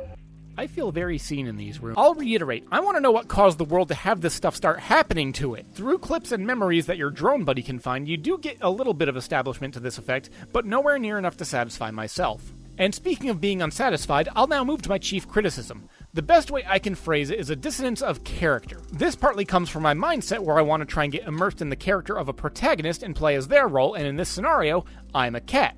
Domesticated house cats, by my understanding, don't give a shit about most things other than where they have a warm place to sleep, something to eat, and a caring owner that can pet them when they desire attention. So I find myself at odds with the narrative of a cat having a desire to aid a resistance and explore an abandoned world where by most metrics, they would have stopped moving around once they got to the first hub area and would have been perfectly satisfied to be receiving scratches from the robots. Additionally, I find myself also occasionally being confused by the level of comprehension and communication that the cat is capable of. Obviously, we do most of our communication and relaying of narrative through our drone companion, but other times it seems the cat is perfectly understanding of everything that's going on, although that could just be by the simple virtue that it's the player that's controlling them. It gave me vibes akin to Brian and Stewie from Family Guy, where they seem to be communicating as intellectual equals with human adults, and then in other moments they are reverted to being interpreted as a dog and baby respectively. Yeah, I don't get it. So, like, can the family understand the baby, or what's the deal with that? Except it's not being played for laughs, and I want the game to figure out which lane it wants to stay in from a character aspect. All in all, I finished Stray in about 5 hours, and having experienced it, I can't necessarily say it's a bad game,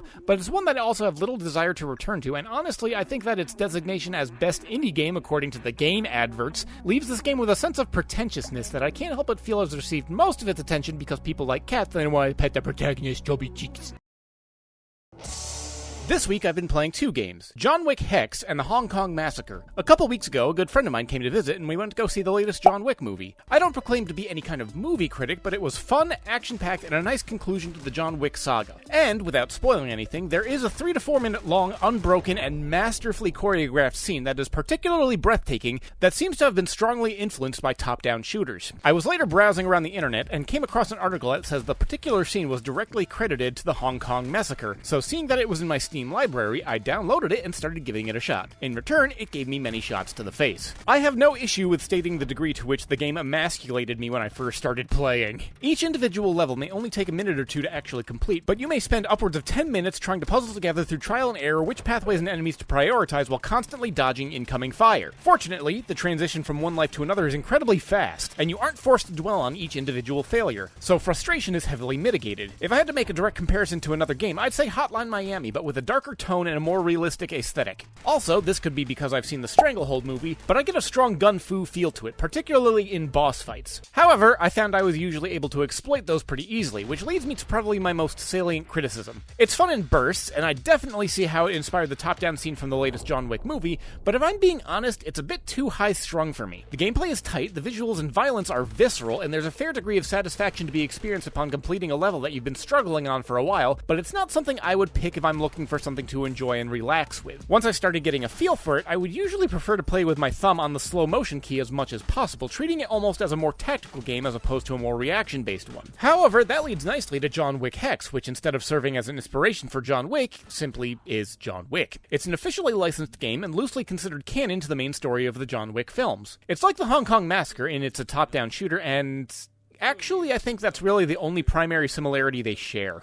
Instead of all your combat exchanges being reaction-based, it's a more contemplative affair where you select the motions that play out over predetermined time slots, and you have to maintain careful resource management while considering positioning. It's basically how someone might consider a more reaction-based affair like the Hong Kong Massacre, except they have the ability to slow down time to a standstill to contemplate what would be the best course of action. Everything from movement in a John Wick hexadecimal orientation to reloading to picking up replacement weapons to even just refocusing in order to maintain optimal shot placement are all given a certain amount of time that they need to play out, and and the strategy even goes into between round mechanics by allowing you to purchase items to place at certain levels based on how you're predicting things may go. The storyline is somewhat negligible in that it's basically just a pretense in order to facilitate a direction for John Wick to walk and start killing stuff. Even though it's not hinging on an individual's Twitch responses, the interactions can still be tense and engaging, and I found myself enjoying this a bit more by comparison. There's even a feature that allows you to see the combat exchanges and how they played out in real time without any menu micromanagement. Unfortunately, it looks nowhere near as cool or cinematic as I thought it would. John Wick basically looks like a Roomba in a humanoid body, making rigid movements and coming across as very stiff and robotic. More resources into an animation engine that could have made these come across as more natural would have probably gone a long way. Finally, while the enemies and bosses are easily distinguishable, some of their individual stats or immunities come across as a little bit absurd. There was one boss who had an immunity to any and all melee damage, but in the middle of an exchange with him and having already eliminated all of their other enemies in the room, I ran out of bullets. So as an experiment, I decided to see if I was misreading it and see if he was actually immune to any physical melee damage. This resulted in me basically punching him, slamming him into the floor, and never letting him stand for about a minute straight in the real-time replay while he took absolutely zero damage,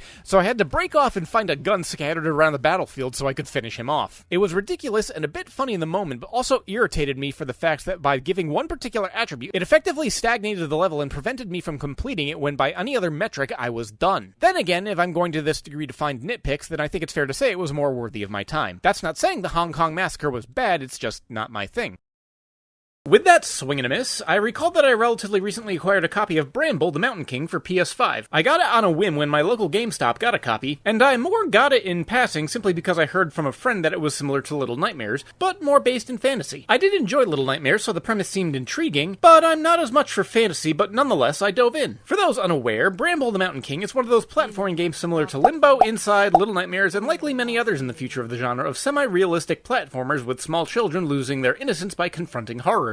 The start of Bramble, though, is on a little bit more of a slow boil. It starts out with a young boy going out into the night to find his sister after she jumped out of the window. At first I thought the horror was going to be far more subdued in the sense of ominousness while you go through relatively unfrightening environments. Most of the first portion of the game is relatively unchallenging platforming, while becoming acquainted with fantasy creatures and environments, and after a while, if things didn't jazz up, I thought it was going to lose me. It was at this point that I realized that the game is more specifically based around the fantasy fairy tales of the Brothers Grimm. These fairy tales are not your lighthearted mythical creatures and clean kings fighting baddies with swords. This game is deeply immersed in the European and possibly more specifically Germanic mythologies that thoroughly dabbles with things like death, disease, and attempting to rationalize horrendous behaviors or natural phenomena. If memory serves, tales like this were told to children to either teach moral lessons or to instill a sense of fear of the world around them. You don't wander into the woods. You don't go out after dark. You listen to your parents. You don't talk to mysterious people.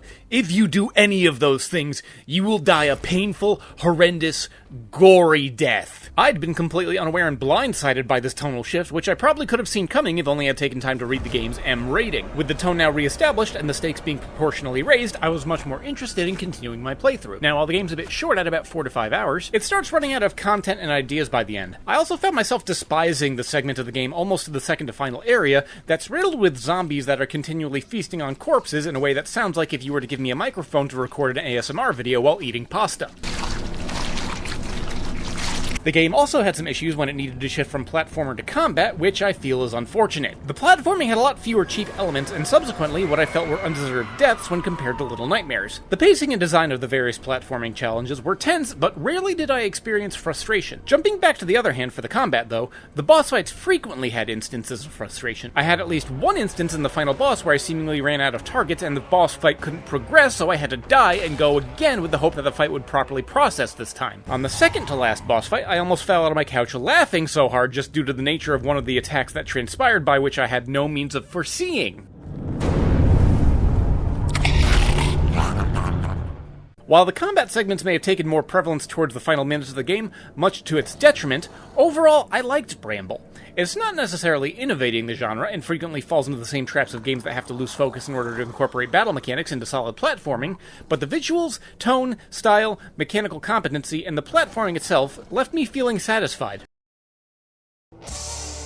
this week I've been reflecting on my playthrough of Return of the Obra Dinn. It was actually a while ago that I played it, but considering I'm also working on a larger video right now, I thought it would be a good time to bring that up and try and talk about it. That, and I'm looking for excuses trying to clear up clutter in old video files from my hard drive. Return of the Obra Dinn, which my speech-to-text consistently keeps interpreting as me saying overdone, is a game by Lucas Pope. A previous work of his that I played and thoroughly enjoyed was Papers, Please, a game using a relatively mundane position and task to tell a compelling narrative in a unique and absorbing way. A title where you played a paperwork processor at a border checkpoint to a totalitarian nation. Return of the Obra Dinn is also a game using a relatively mundane position and task to tell a compelling narrative in a unique and absorbing way. This time around, you play as an insurance adjuster in the area of exploration and sail-powered ships, and you set out to investigate a ship that has appeared in local waters that is mostly intact, but the entirety of the crew is presumed dead or missing. Your goal is to determine the fates of everyone that was on the ship during its voyage. To aid you in your task, you're given a pocket watch that, upon activation over the remains of a living creature, induces visions that can play audio surrounding approximately 20 seconds of, and can visually portray the exact freeze-frame moment of someone's death. Additionally, the watch can maintain the layout of bodies and remains that are revealed in visions in order to follow the trails of death and misfortune that play out on the ship. In Lucas Pope's tradition of portraying an interesting story and a unique visual flair,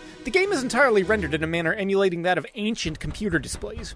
In fact, if you have a certain preference for a particular machine and are old enough to recall the way they rendered their graphics, you can even choose from the selection of display styles. If anything, this was a nice touch. Getting back to the story, again, your goal is to determine the fates of everyone on board, and the start of the game absorbed me right away. For the sake of not annoying anyone, I will be explicitly not saying any story spoilers beyond the first half hour of the game, although some of the footage might give away small tidbits. It starts off with the premise of assigning some of the easiest ones to determine. The captain dying of a self-inflicted gunshot wound while defending against himself against the remaining members of his crew. Even at the beginning, though, some deduction must be made. Rarely will you find real-world scenarios where an individual includes their name, profession, and means that they are about to die in their final words, barring perhaps scientists performing highly dangerous and unethical experiments upon themselves. And another thing about the game is that you can finish at most any time you please. My playthrough lasted a few hours, and by the end I was only thoroughly able to deduce about 2/3 of the placement of the individuals on the ship. With this in mind, I turned into the boat and returned to shore and was given a mediocre to bad ending. Part of a problem I came across was just my general unfamiliarity with the various positions and terminologies of old ship crews. I'd say I'm about as familiar with that stuff as the average American, which is to say I've seen some of the Pirates of the Caribbean movies, and I'm not certain being enthralled with the mannerisms of Johnny Depp is all that helpful. After a while, shortly before turning in the game for the mediocre ending, I briefly experimented with just attempting to fill in random listed characters with assorted slots of how they died and what their position was. But given all the options to that end, while it would theoretically be possible to find everyone's solution in that manner, it would take a fairly long time to do that considering a character's name, fate, and position only become locked in once everything is 100% accurate. If you're interested in playing Return of the Obra Dinn, I have two recommendations. First and foremost, avoid using a guide or any kind of assistance outside of the game until you absolutely feel you cannot determine any farther. The satisfaction I garnered for every character that I managed to figure out was palpable, and something that mechanical or Twitch reaction-based challenge simply can't replicate. Secondly is take your time. Return of the Obra Dinn is a game that wants you to not only flex your cerebral capabilities,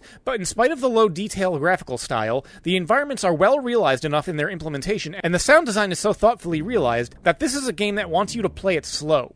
Use your brain. Figure things out.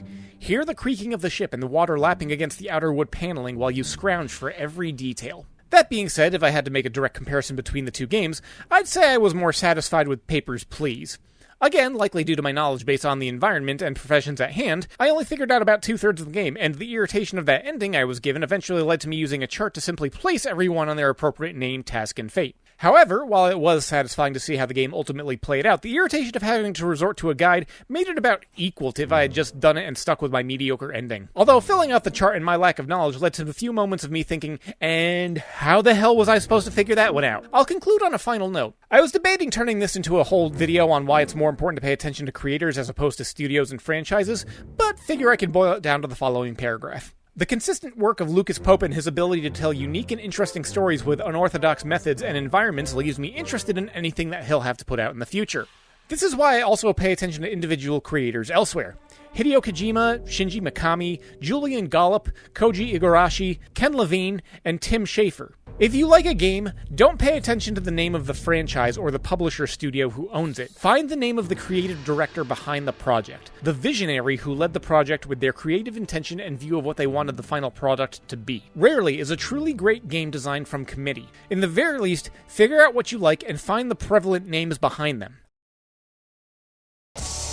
This week I've been playing Darkest Dungeon 2 and Dokapon Kingdom Connect. Last Halloween, you'll recall that I took a stab at the original Darkest Dungeon and found that the atmosphere was compelling and the horror it was trying to instill absolutely the kind of thing that goes right up my alley. In fact, the best metric for knowing that I like a game is having played it for any span of time after the review has come out, and I'd probably put another 20 hours into it. And Darkest Dungeon 2 releasing on Steam this week was just the dismal breath of toxic and corruption-laden fresh air that I needed. Well, I do slightly need to clarify one thing. While Darkest Dungeon 2 is new on Steam this week, it's not necessarily a brand new game. It's been on Epic's storefront for a while, but given that they bought my favorite gaming company to work on one of my least favorite games, then I'd be more inclined to use a trash disposal unit as a fleshlight before I spend any more money on that godforsaken storefront. But now it's free from Epic jail, and I can relieve my real-life anxiety and depression by being virtually anxious and depressed. Darkest Dungeon 2 is also a little bit misleading in its title. In the last game, you primarily explored in dungeons, of course, with your party being animated as they scroll to the side and encounter traps and various monstrous entities. When you get control in Darkest Dungeon 2, the first thing you'll notice is the significant upgrade in visuals while maintaining the same style. Rather than each individual character being a static image or a slightly animated papercraft cutout,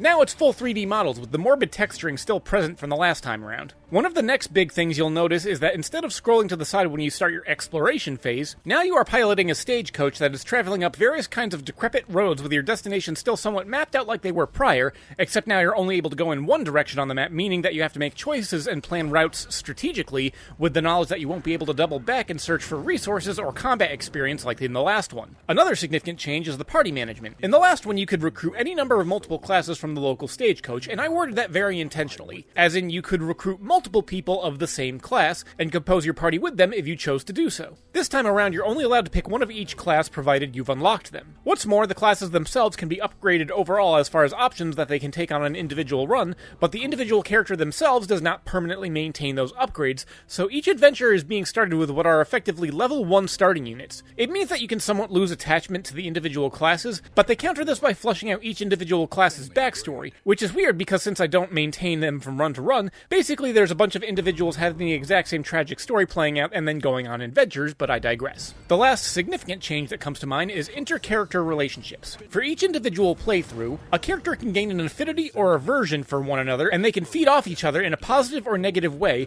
with status effects or bonuses that reflect as such. Is a healer focusing too much on the tank class rather than trying to spread out the healing evenly? While your mid-range rogue might start to resent that healer. It makes for another compelling dynamic, but also another significant point of frustration when things could start going sideways, and as ever, one of Darkest Dungeon 2's main points is that you're going to screw up eventually. Something is going to go wrong, your characters are going to start panicking, and you're going to lose significant progress. And while I had some frustrating bouts when I was figuring out stuff at the very start, I ultimately found myself hooked as I was just as much as I was the first time around. Darkest Dungeon 2 is a very decent sequel. It adds enough new polishes and flourishes and mixes up the old formula just enough to make it feel entirely fresh, while still maintaining enough of what made the first game great without needing to exploit its foundation too heavily. And let it be known that I am horrendously glossing over the level of depth and complexity in your resource management. I mean, at the time of writing, I'm still trying to figure out how to use battle items.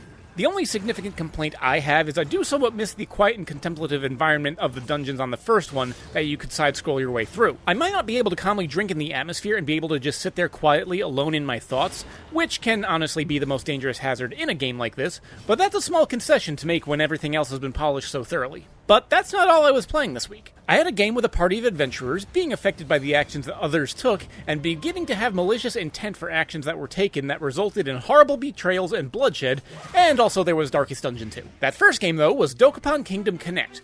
For those curious what I'm talking about with something so cute and colorful, Dokapon Kingdom is a party game that is a mixture between a fantasy RPG, Mario Party, and Monopoly. With those last two items serving as descriptors, you can understand why violence was entirely an option, and why I made sure to have some weapons on hand if I needed to defend myself when I had some friends over to help me play it.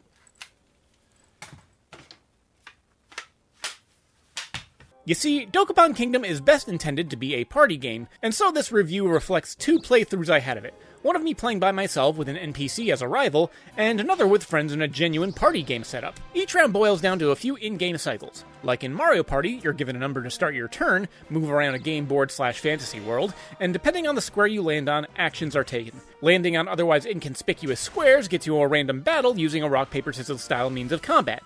You can level up, get equipment, or get thoroughly screwed over by these encounters. You can also land on squares that get you equipment, items, and Mario Party-style boosters. The Monopoly aspect comes in if you can liberate towns that are occupied by slightly stronger monsters. These squares are the most crucial objective for an individual round because the game measures you by the number of assets, and towns jump up your value exponentially. By the end of a particular round, whoever has the most value is considered the winner. After both setups, I can definitively say that the party game or multiplayer avenue is the way to go. You see, anyone who's played Monopoly or Mario Party knows that feeling of everyone having a laugh when someone gets royally screwed over by the mechanics of the game. When it's just the AI doing it to you, it's annoying, and if things weren't so reliant on luck, then there's a fair chance it would just become boring. Given the nature of how most party games function when people are playing, it can take a while for a single round of turns to play out, and given the number of terms you can set for a campaign, you can ensure that things could last obscenely long. I could see this game facilitating a weekly get-together, either in person or online, and since you can save the campaign every few turns, this could be something people come back to on a regular basis. Fortunately, since I was figuring out the mechanics and incentives of the game right alongside with the other people I invited to play it with, the spirit was jovial and ultimately I had fun with Dokapon Kingdom. Although I did feel bad when a run of luck started really screwing over one player. I mean, at one point he told me to pay an assassin bot to do them in just to see what would happen because the game was absolutely determined that he was not going to progress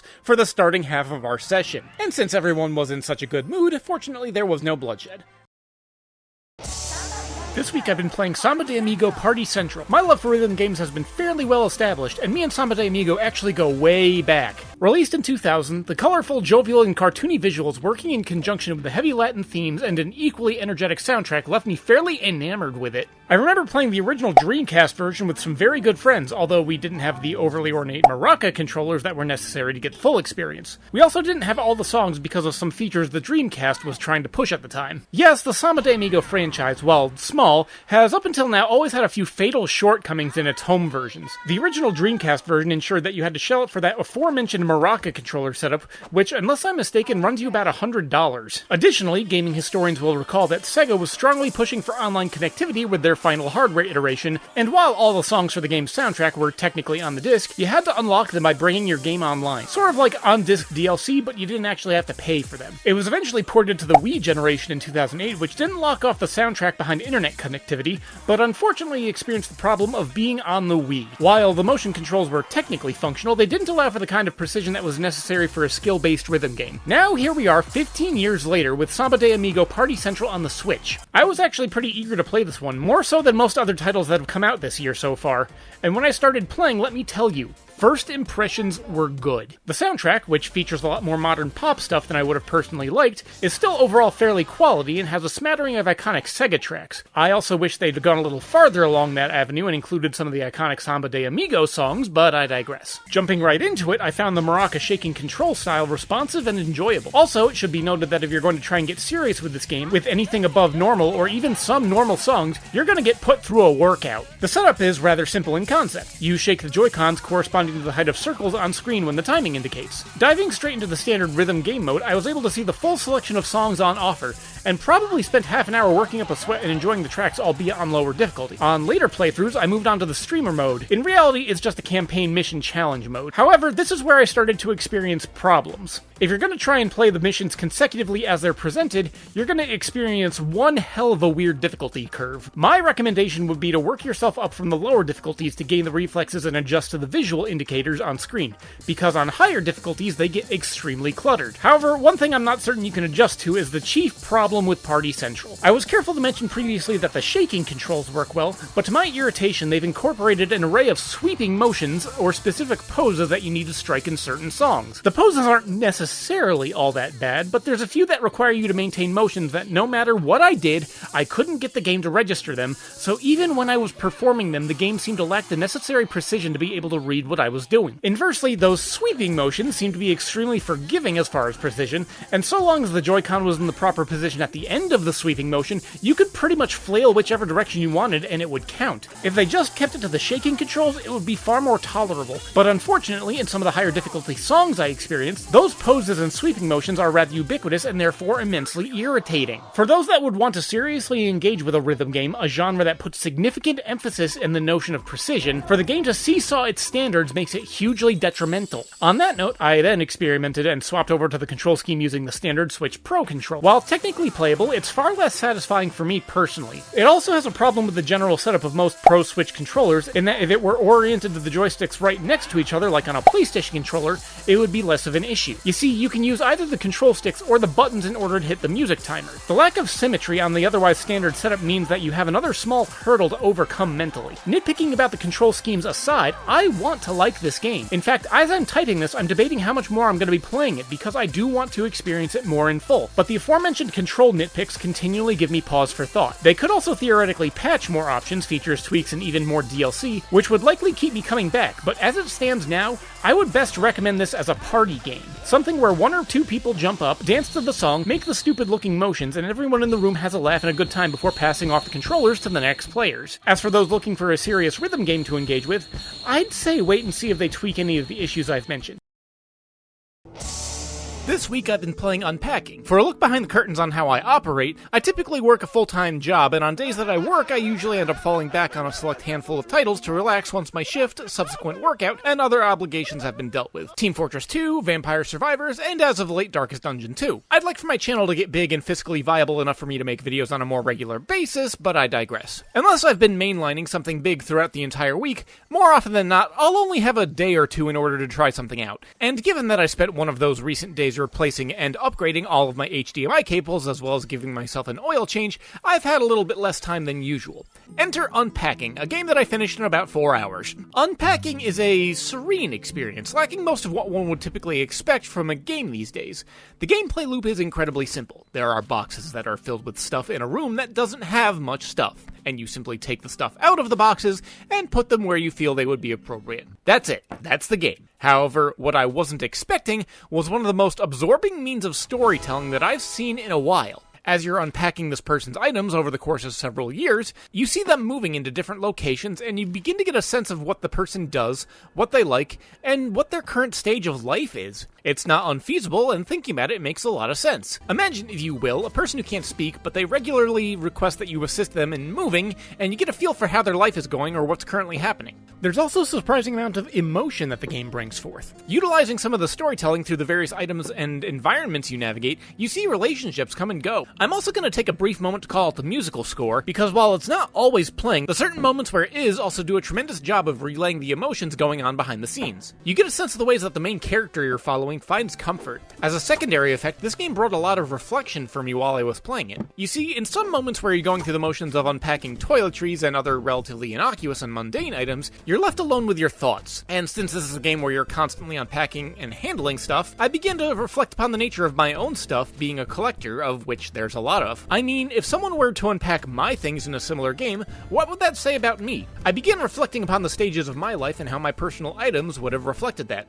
What do they all mean? It left me slightly melancholic, but also immensely appreciative of the downtime that the game brought, and it is fairly relaxing. If I had one primary complaint, there was one particular level that required me to handle a specific item, and while it made sense in a certain aspect for it to be handled in the way it was in order to relay a part of the story, it also didn't make sense from the point of a rational human being. Without spoiling, under most scenarios, it was an item that most people would simply throw away, but the game demands that you place it somewhere in the level where it occurs. I ended up having to look up what the game wanted me to do with the item before I could move on, but that was almost the only moment of the game where there was a specific hang-up. The last one being in one level where it demanded that a laundry hamper be moved literally one placement square over from where I currently had it. Unpacking is one of those games that I heartily enjoyed, and reflecting upon it, I can only appreciate it more. But with some people needing to justify their game purchases by the amount of playtime that a game can give them, I can see why there would be hang-ups. There's no real challenge to the game beyond just putting items in place, and the story doesn't change from run to run, so replayability is limited beyond simply seeing how many other arrangements of items you could make. Nonetheless, give this game a shot if you can. This week I've been recovering. Due to professional circumstances, I spent the past 28 days busting my balls and trying to get my job back together. But speaking of busting my balls, in the few moments of respite I had, I spent some time playing Puzzle Bobble Every Bubble. I was a little bit thrown when I first saw this release because I'm familiar with the series, but not by this name. I remember it as Bust-A-Move. It's been a regular arcade fixture for me wherever I've been since I was a small child, and most everywhere I went, if one of these simple puzzle ball popping games was around, it usually received a quarter or two from me. Seeing a home version popping up on the new release schedule excited me, because I got to revisit the simple but somewhat addictive gameplay that I've come to know and love. What I wasn't expecting was how overly saccharine they've made the presentation, and the fact that the game is couched within a whole story campaign. The premise is simple enough. The little mini assistant dragons that always appear in the background got jealous and wanted to blow bubbles of their own, and got their hands on magical potions that allowed them to do so, and then they went overboard. The main character dragons then need to go around and bust all the balls by blowing balls of their own in a match 3 color format, and having to shoot them and predict ricochets and trajectories for precise placement. Like I said, the premise is simple, the formula is addicting, and I found myself rather enjoying the title. Unfortunately, it's not a formula that I think meshes well for long-term engagement. I'd usually play for an hour or so before I'd had my fill and get bored and want to do something else. To me, this is a game that is at its best where you're in the scenario that I was in, where you have to kill an hour and want to take care of a couple levels, and that formula works rather well because some levels can be beaten in less than a minute. Additionally, they included a Puzzle Bobble vs. Space Invaders mode where you have a wider arena of balls to shoot, and they move back and forth similar to the original Space Invaders formula. A nice novelty, and again an amusing little time waster, but the satisfaction of bubble popping wears out quickly. But that wasn't all I was playing. After starting with a game where you get all the balls to touch and there's an explosion of happiness, we move on to a game where everyone realizes how fantastic it is to be part of my balls, with We Heart Katamari Reroll. For those few of you that may be unfamiliar, Katamari Damacy also has a very simple design. You have a ball that sticks to whatever objects it rolls over, and the goal is to make that ball as large as possible to meet an objective within a time limit. The original Katamari Damacy story was about the king of the cosmos going on a legendary bender and destroying all the stars in the sky. The balls you rolled up were then used to replace them. We Heart Katamari's storyline can be summarized as, gosh, wasn't the original Katamari so great? The king of the cosmos is getting all meta-narrative and realizes he's been in a video game, and he is just reveling in the attention that he received and getting all high and mighty for it. For individual levels, the prince wanders down to Earth and speaks to people who want to see or play Katamari Damacy for themselves, with unique premises or inspirations. And then every level begins with the king seeing himself as too important to be bothered until he hears some manner of praise being delivered upon him, at which point he gladly facilitates any and all levels. It's a nice bit of humor, but it does get formulaic the farther you go in. Nonetheless, the game still holds the same simple enjoyment of rolling the ball around and having it get larger. Certain levels also add unique twists to the mechanics, like the one where you have to get the ball to an almost exact size, but you don't have the meter in the corner telling you how big it's gotten, or the level where your Katamari is actually a sumo wrestler and your goal is to roll him over food items until he's large enough to take on the champion. Both of these games have simple formulas and, like a good set of balls, don't need too much overthinking for you to have fun. Colorful, enjoyable, and not needing anything to change the ability for you to have uncomplicated, unabated enjoyment. This week I've been playing Pizza Tower. For a look at some behind-the-scenes decision-making processes that I use to choose a game to review, a good way to reach consideration is to be mentioned by a friend I game with. One of the last games to make it across my radar via this path was Vampire Survivors, which recently surpassed 350 hours of playtime. I don't know if that's relevant to anything going forward, but I need to stop playing Vampire Survivors. Anyway, back to Pizza Tower. A friend of mine was assisting with its QA and thought I'd find it interesting, which on first appearances I did. I remember hearing somewhere that the first bite is with the eye, in which case you can expect a unique and colorful experience.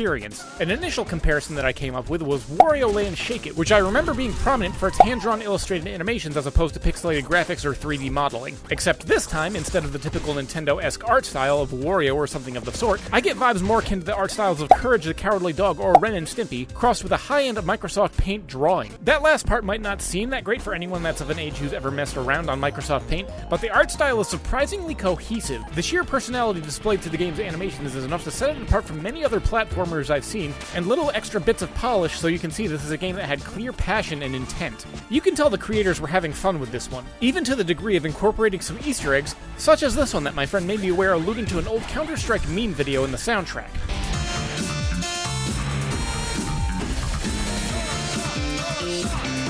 Door stuck! Door stuck! Please! I beg you! Also, if you don't press anything on the opening screen, and instead are diverting your attention elsewhere or looking for menu options or something of the sort, the game will make a nice joke at your expense. Apologies for that, but if I had to suffer it once, then so do you. Now, if I was only able to praise the game's art style, then honestly I'd say it would have been a little bit of a letdown, but the game is surprisingly tight and fluid. The story is negligible, as it can tend to be with most platformers. You play as Peppino, who is endeavoring to climb an ominous tower being ruled over by a sentient pizza who seems to be threatening destruction of Peppino's pizzeria. There you go, that's the whole premise of the story. The tower is divided into 5 floors, and each floor has a selection of themed worlds. Your end goal is to raise money by collecting assorted pizza toppings so that you can purchase access to the boss rooms in order to access the next floor. However, one twist I wasn't expecting was the way the levels are traversed. In effect, you go through each level twice. The first time through by playing it possibly a little bit slow and methodical and precision-based, and then once you reach the end of the level, you trigger a speedrun mode where you have to race back to the start of the level before time runs out. This was fun as hell, and not just because of the added pressure to get through while avoiding obstacles and hazards. As I said before, the gameplay is tight and fluid, and that's aided by some very well done controls. Peppino's movement mechanics are heavily based around maintaining momentum, and if you have the skill and reaction time to afford it, you can make yourself look like a crackhead Flash, mowing down enemies, increasing combos, and completing side objectives at insane speeds. Speaking of side objectives, each level incorporates a little bit of a twist on established mechanics, incorporating new gameplay elements or challenges, making it so that gameplay never feels stale. Others introduce entirely new characters or power-ups unique to that level, including death. Yes, in one level, death is a power-up. Even in the moments of the game where things got frantic and I ended up flailing on the controls, I never felt completely out of my depth, and even just spazzing out on the controller for a second had an effect of looking impressive, and unlike a lot of 2D fighting titles, I could see what I did on screen and realize what control inputs led to what actions. I'd personally like to see the craziness that could come out of a speedrunning community around this title. Honestly, Pizza Tower is a game that I can genuinely appreciate from almost every single angle. Emphasis on the word almost. My complaints are entirely personal and should not reflect an opinion on someone looking to see if they'd be interested in this game unless they also share these opinions. Firstly, I don't dislike side-scrolling platformers, but they're not one of my main go-tos, and they're not exactly a genre I would consider myself particularly skilled with. And under most scenarios, I actually vastly prefer 2D titles that afford you to go at a slower pace and be a little bit more relaxed. This became a mild issue of contention for the latter half of some levels where you had to do the speedrun return to the entrance, and also became something of an issue during the boss fights. Again, simply a matter of taste. Secondly, this was the first game I ever experienced that literally hurt me to play.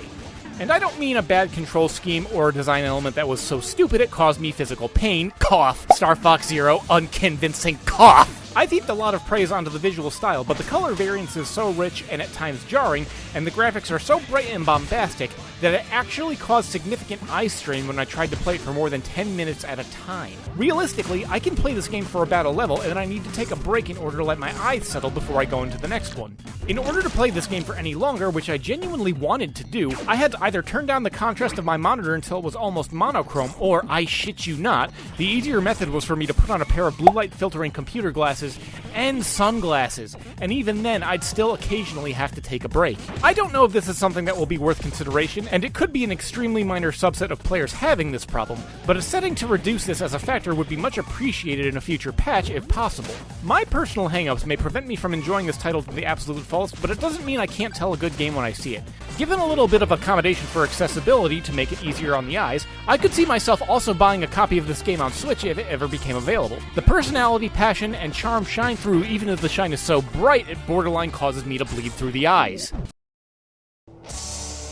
This week I've been playing Squirrel Stapler. Since stumbling across Iron Lung, I've become quite enamored with the work of David Szymanski, his latest work being this quite frankly bizarre little piece of surrealist hilarity and fever dream psychopathy. I feel like I'm going to need to spend some time unpacking that description, so let's retreat to the beginning. Squirrel Stapler on the surface advertises itself as something of a parody of those bargain bin shovelware hunting simulator games that you could get for the PC that you find in a semi-rural Walmart. Indeed, that's what's shown to you at the main menu, but once you press start, things take a turn when you wake up, see a heavily disfigured corpse attached to the wall, and the character you're playing as begins monologuing about how their beloved is no longer looking as beautiful now that the flies have gotten to them. Indeed, I spent my first 5 minutes of the game walking around in a semi-confused, amused, and somewhat minorly alarmed state trying to gain context for what was unfolding before me. Your character then relays that the way to return beauty to their now-deceased partner is to go out, hunt squirrels, and attach their remains to the corpse suspended next to your bed. A bit of an extreme approach to fursuiting if you ask me, but that's where the game starts from, and it isn't shy about continuing to throw curveballs from there. Being dropped into the forest, you then become acquainted with the shooting controls, and this is where Szymanski probably didn't have any concerns. Szymanski is well versed in the art of boomer shooters, and if you make those feel satisfying and fun to play, then you can pretty much delve into anything first-person shooter tangential and come out pretty clean. Comparatively, the controls are pretty basic, and I can't say if this is something prompted by me and my criticisms or just a general progression of his development practices, but mercifully he has now included the ability to modify controls from the pause menu rather than having to back out to the main menu. Your character has a single-shot lever-action rifle. You can zoom in for a precision shot, and you can control your movement speed or crouch to affect how much noise you make when you move. With all this setup, you make your way around the woods looking for the aforementioned squirrels to complete your unhinged quest. Before I go any further, I'm going to try my best not to spoil anything because this game is short, and while I don't know if I describe it as good, it was one hell of an interesting experience in the very least. On one level, there's a David Lynch-esque sense of uncanny horror that runs through the entire experience. On the other hand, there was also a current of pitch-black humor in the way that the game presented certain aspects of the story and the environment, especially when I found the Sin Shed.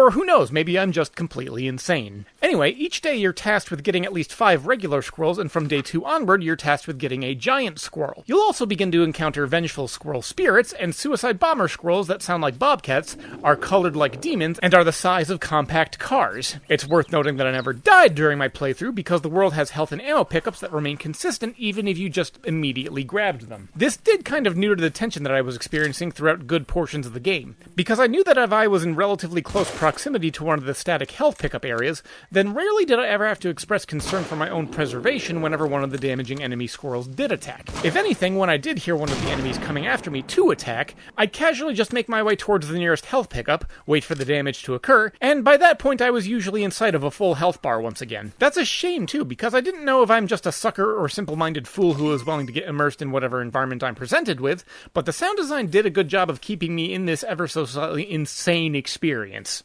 Anyway, each day you have to go out and collect the squirrels constitutes a level, and there are 5 levels that can each be beaten in about 20 minutes. And you'll notice at the very start of the game that God is set to arrive on the 5th day. I'm not going to show exactly what transpires, but indeed that happens, and I'll be honest in that the ending felt like a bit of a letdown. Maybe I was reading way too deep in what sparse story elements had been getting set up through my playthrough, but I was expecting some kind of action or narrative payoff associated with the hunk of decaying flesh I'd been attaching rodents to. Or, once again, who knows, maybe this game is just one big joke and people like me are the punchline, and if that's the case, good job, David. You certainly put a lot of things in my head with this game, whether I wanted them to be there or not. This week I've been playing House Flipper. Given my professional environment, as we go kicking and screaming into the holiday season, I'm finding that this is traditionally the time of year where I seek out mellow or low energy games. As such, I'm going to try and slow up my usual speaking patterns for this week's review.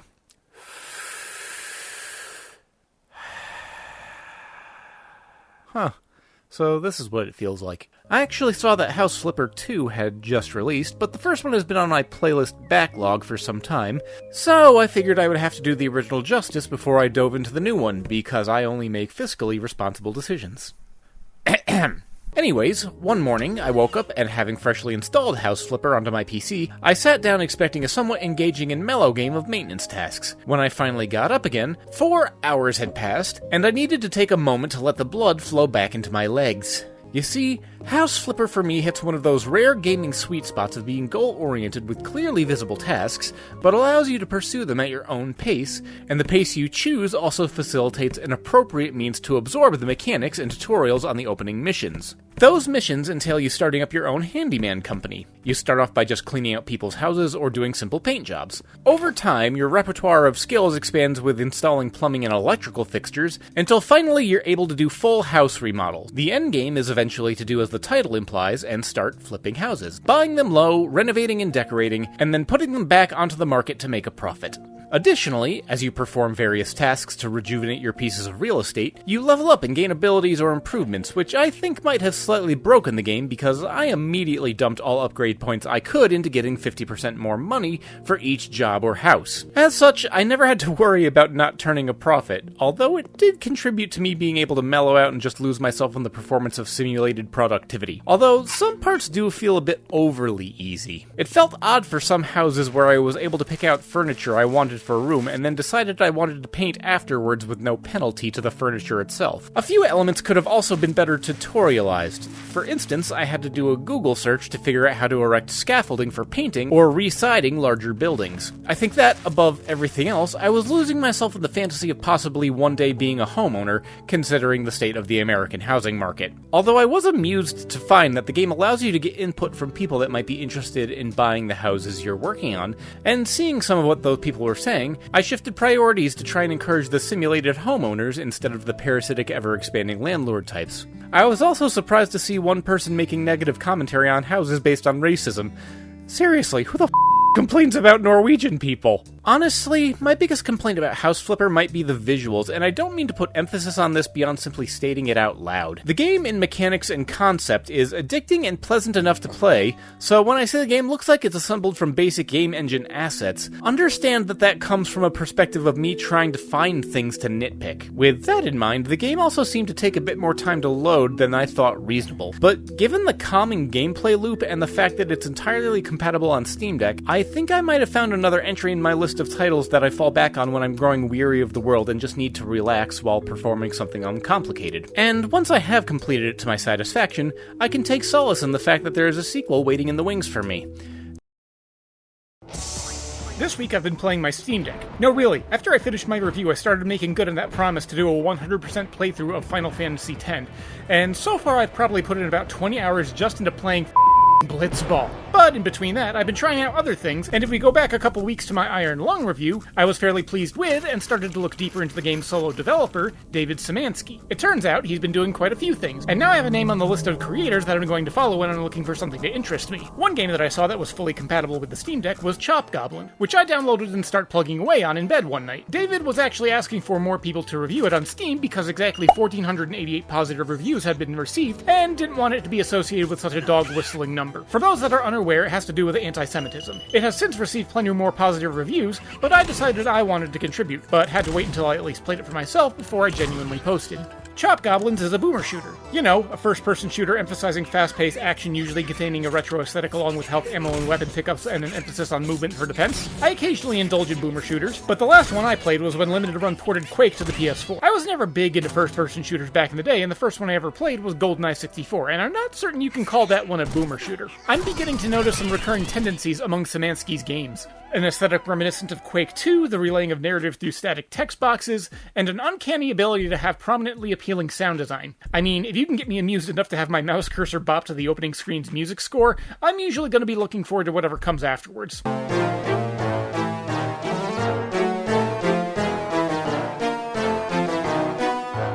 Speaking to which, after the obligatory text box opening, you're dropped into a museum where you have seemingly unleashed the Chop Goblins upon the world after opening a mysterious chest, and you're now personally tasked to returning them to whence they came. The game starts with you picking up a dagger as your alt fire and having you melee enemies down, but then you find a flintlock pistol, and this is where the boomstick brawling begins. The Chop Goblins are only able to attack with meat cleavers or axes, which variants can regenerate and throw. Interestingly, there's a mechanic where you can use your dagger to knock them out of the air or repel them back at opponents. A mechanic I experimented briefly with at the beginning, but had some difficulty locking down the timing, so I just didn't bother and moved on. The game has a bit of an undercurrent of humor going about it, with the goblins donning high-pitched voices with finger quotes wacky lines, although I did appreciate their good manners when I would find a new group to approach and subsequently turn into giblets. Chop giblets, if you will. Hello, nice to meet you!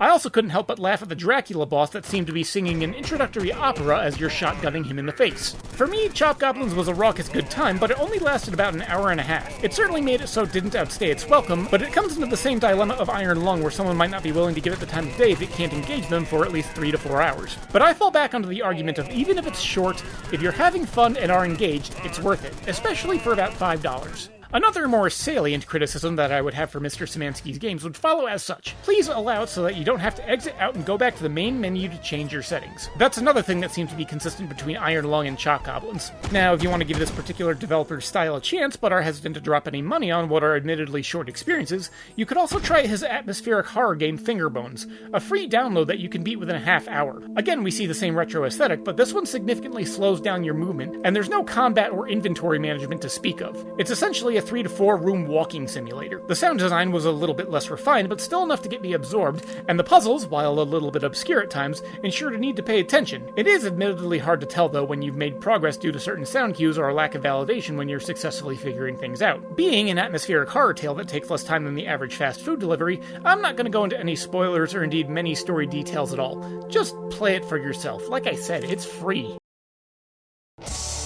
This week I've been playing the 2005 version of Resident Evil 4. Seeing that there was a remake coming out, and wanting to refresh myself from my playthrough on the PS2 I did well over a decade ago, I decided to throw in my PS4 version, relive the magic, and have a basis of comparison on how the 2023 rendition stands up. Before I go into more detail, let me put front and center that I am a casual Resident Evil fan. While I've collected almost every single entry in the series in one form or another, I've only played to completion about 3 to 4 titles, including 4. The others, I believe, would be the remake of 1 on the GameCube, as well as the GameCube port of 2, and Resident Evil 5 in co-op on the Xbox 360. I also spent about 5 minutes each with Resident Evil Dead, Aim, and Gaiden, and I don't think I care for more. So it's quite fair to say I've seen a nice cross-section of what the series has to offer. That being said, Resident Evil 4 is definitely on the higher end of the spectrum in terms of quality. Historically, it was the first Resident Evil to do away with the fixed camera tank controls that were iconic to the franchise thus far. That's not saying 4's movement was rapid and fluid. It's still fair to say that Leon Kennedy moves like a tank when you start playing the game. The main shift being the over-the-shoulder perspective for when you enter combat, and it gives you a much more direct impact on the damage dealt. However, the other major shift in the franchise that I ended up loving more than most other elements was the tone of the story and the characters. Where's everyone going? Bingo? Resident Evil had always been a bit absurd, and certain elements came across as unintentionally campy or amusing. That was too close. You were almost a Jill sandwich. But it was always more immersed in its horror element, the goal usually being to survive an onslaught of undead enemies and overgrown mutant creatures. Resident Evil 4 represented a major shift into action to match the horror, and with it came an intentionally campy tone, led by Leon, the biggest dork trying to come across as an action movie hero, slinging out one-liners and carrying himself with an arrogant confidence that would normally have been smacked out of him the first time he took a pitchfork to the torso. Won't fall for this old trick. The action movie absurdity also arrives in the set pieces such as fighting giants in a volcano and outrunning a 4-story tall marble automaton. And of course, let's not forget the iconic merchant who is mysteriously omnipresent. Thank you. But let's not ignore the horror. There were still moments that left me immensely nervous, primarily with the sound design, and I was incredibly hesitant to keep playing when I got to the stage with the regenerating enemies that you can only defeat regularly if you've managed to get an infrared scope for one of your guns. Given the inventory management and your own individual playstyle, you may not even have that gun because your stockpile has to be managed immaculately with what I would argue is a bonus minigame. The attaché case ensures that you always have to know what you have and dictates the level of caution you need to proceed with and how risky you need to be with your playstyle to ensure you're going to be able to make it through the next fight. In fact, with the usual mentality of survival horror, sometimes fight all in all just aren't worth it. There were a few moments where I was running low on ammo, so instead of killing all the enemies in front of me, I'd throw a flashbang grenade and simply run through. In fact, the combat at times was the most difficult challenge. It heavily incentivized observation and anticipation of what you were going to encounter, given that the tank controls and the stop-and-pop nature of your ability to shoot make close-quarters combat and crowds immensely dangerous. It's worth noting that in moments you were feeling confident enough with the combat or were able to anticipate a situation well enough, you could enable hilarious slapstick moments or cheese the enemies to make it so that your resources were managed very easily. Unfortunately, that's also where the game grows most frustrating, because every once in a while the game will intentionally bombard you with enemies at close range. It's not impossible to get through these segments, but you're usually going to have to trial and error some stuff. This isn't aided by the fact that some enemies come across as cheap with instant death attacks. In fact, there were some instances of the game where I just screamed for the game to outright off at that shit. Another annoyance is present in one of the characters, Ashley.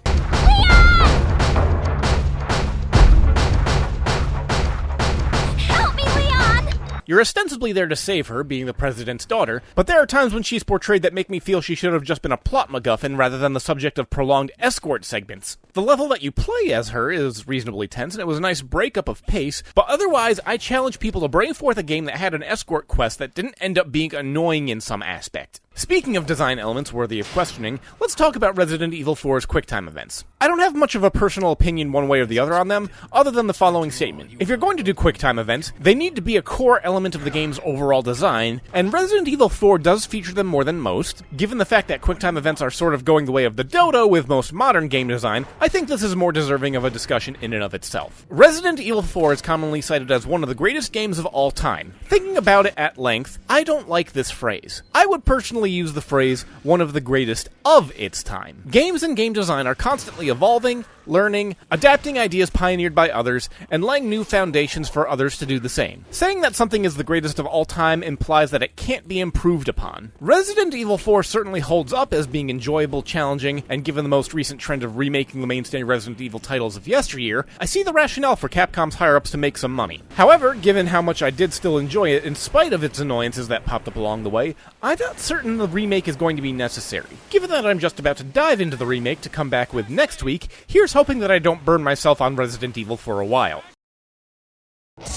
This week I've been playing Klonoa Door to Phantomile as part of the Fantasy Reverie series compilation. After last week's entirely underwhelming and infuriating dalliance with Atomic Heart, I said I needed something lighthearted and colorful to cleanse my palate. Fortunately, I have pleasant memories of playing the original Klonoa title from the PlayStation 1 and knew it would fit those prerequisites. However, I no longer have the original title due to a relatively recent shift in my mentality on collecting. I've mentioned in the past, but if I own a game in multiple formats, I'll get rid of other versions. That being said, the Fantasy Reverie series allowed me to get rid of 2 2 other games and make a pure profit of about $500. Yeah, the original title got stupid valuable, but I'm less compelled to play a game when I feel like I have to handle it using sommelier gloves. But for some stupid reason, Bandai Namco decided they didn't want to release a physical copy in the US, so I had to have one imported from the UK, but I digress. Anyway, Klonoa Door to Phantomile follows the main character, Klonoa, an adorable cat-like creature in Mickey Mouse shorts with gigantic ears. After a mysterious crash occurs on a nearby mountain, he goes off with his best friend to find out what caused it. Speaking of his best friend, Hupo, he manifests as a ring spirit which enables Klonoa's main gameplay mechanics.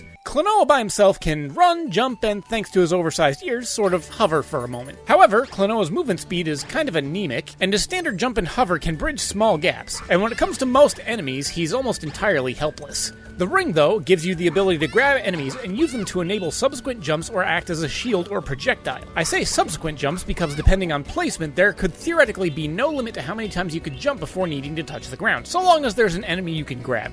However, this isn't as powerful as you might think, because depending on the difficulty you select, the range of the ring's grabbing is either limited to barely a foot in front of you. Fortunately, these mechanics get a lot of mileage. If you recall my Pizza Tower review, I said that I prefer slower-paced platforming games, and beyond the rare occasional cheat moments, this game is almost exactly my kind of jam. The movement pace and ability to see what's coming allows you to be a little bit more planning and deliberate rather than having everything be reaction-based. This doesn't mean the game doesn't test you, though. The second to last level has a couple sequences that most people are going to have to attempt several times before they can ever get past them. Otherwise, the next most significant challenge I experienced was strictly misjudging distances due to the wonky perspective. You see, Klonoa being a PlayStation 1 title was back in the day meant to showcase some manner of graphical or technological spectacle. Let's not forget that the PlayStation 1 was the generation that really pushed the transition to 3D gaming.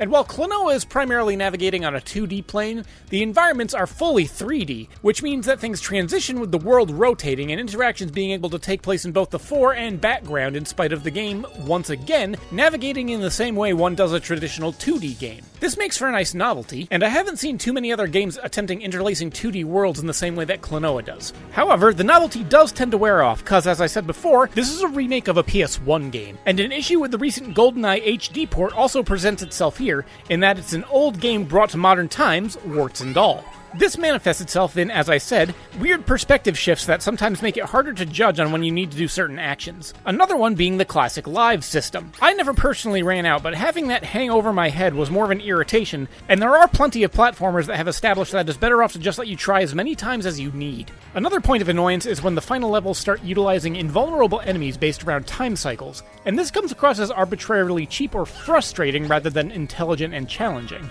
A couple features, though, make this much more palatable. Difficulty tweaks, such as the amount of damage you take when you get hit by an enemy, or the aforementioned ring range expand accessibility. A small feature that I also appreciate, but didn't really use, was the pixel filter that makes the game look a lot more like its original PS1 incarnation. There's also a button that allows you to accelerate the cutscenes to 5 times speed, which I heavily utilized and was very happy to have included. A final criticism I will note, though, is that the game is a little bit bare for content. The game only has 6 worlds with 2 levels each and a final boss level. I beat it in about 3 hours, and if I wanted to 100% the game by getting all the necessary collectibles, I'd probably have it done in about 4 or 5. Lastly, the story opens as lighthearted and colorful as established.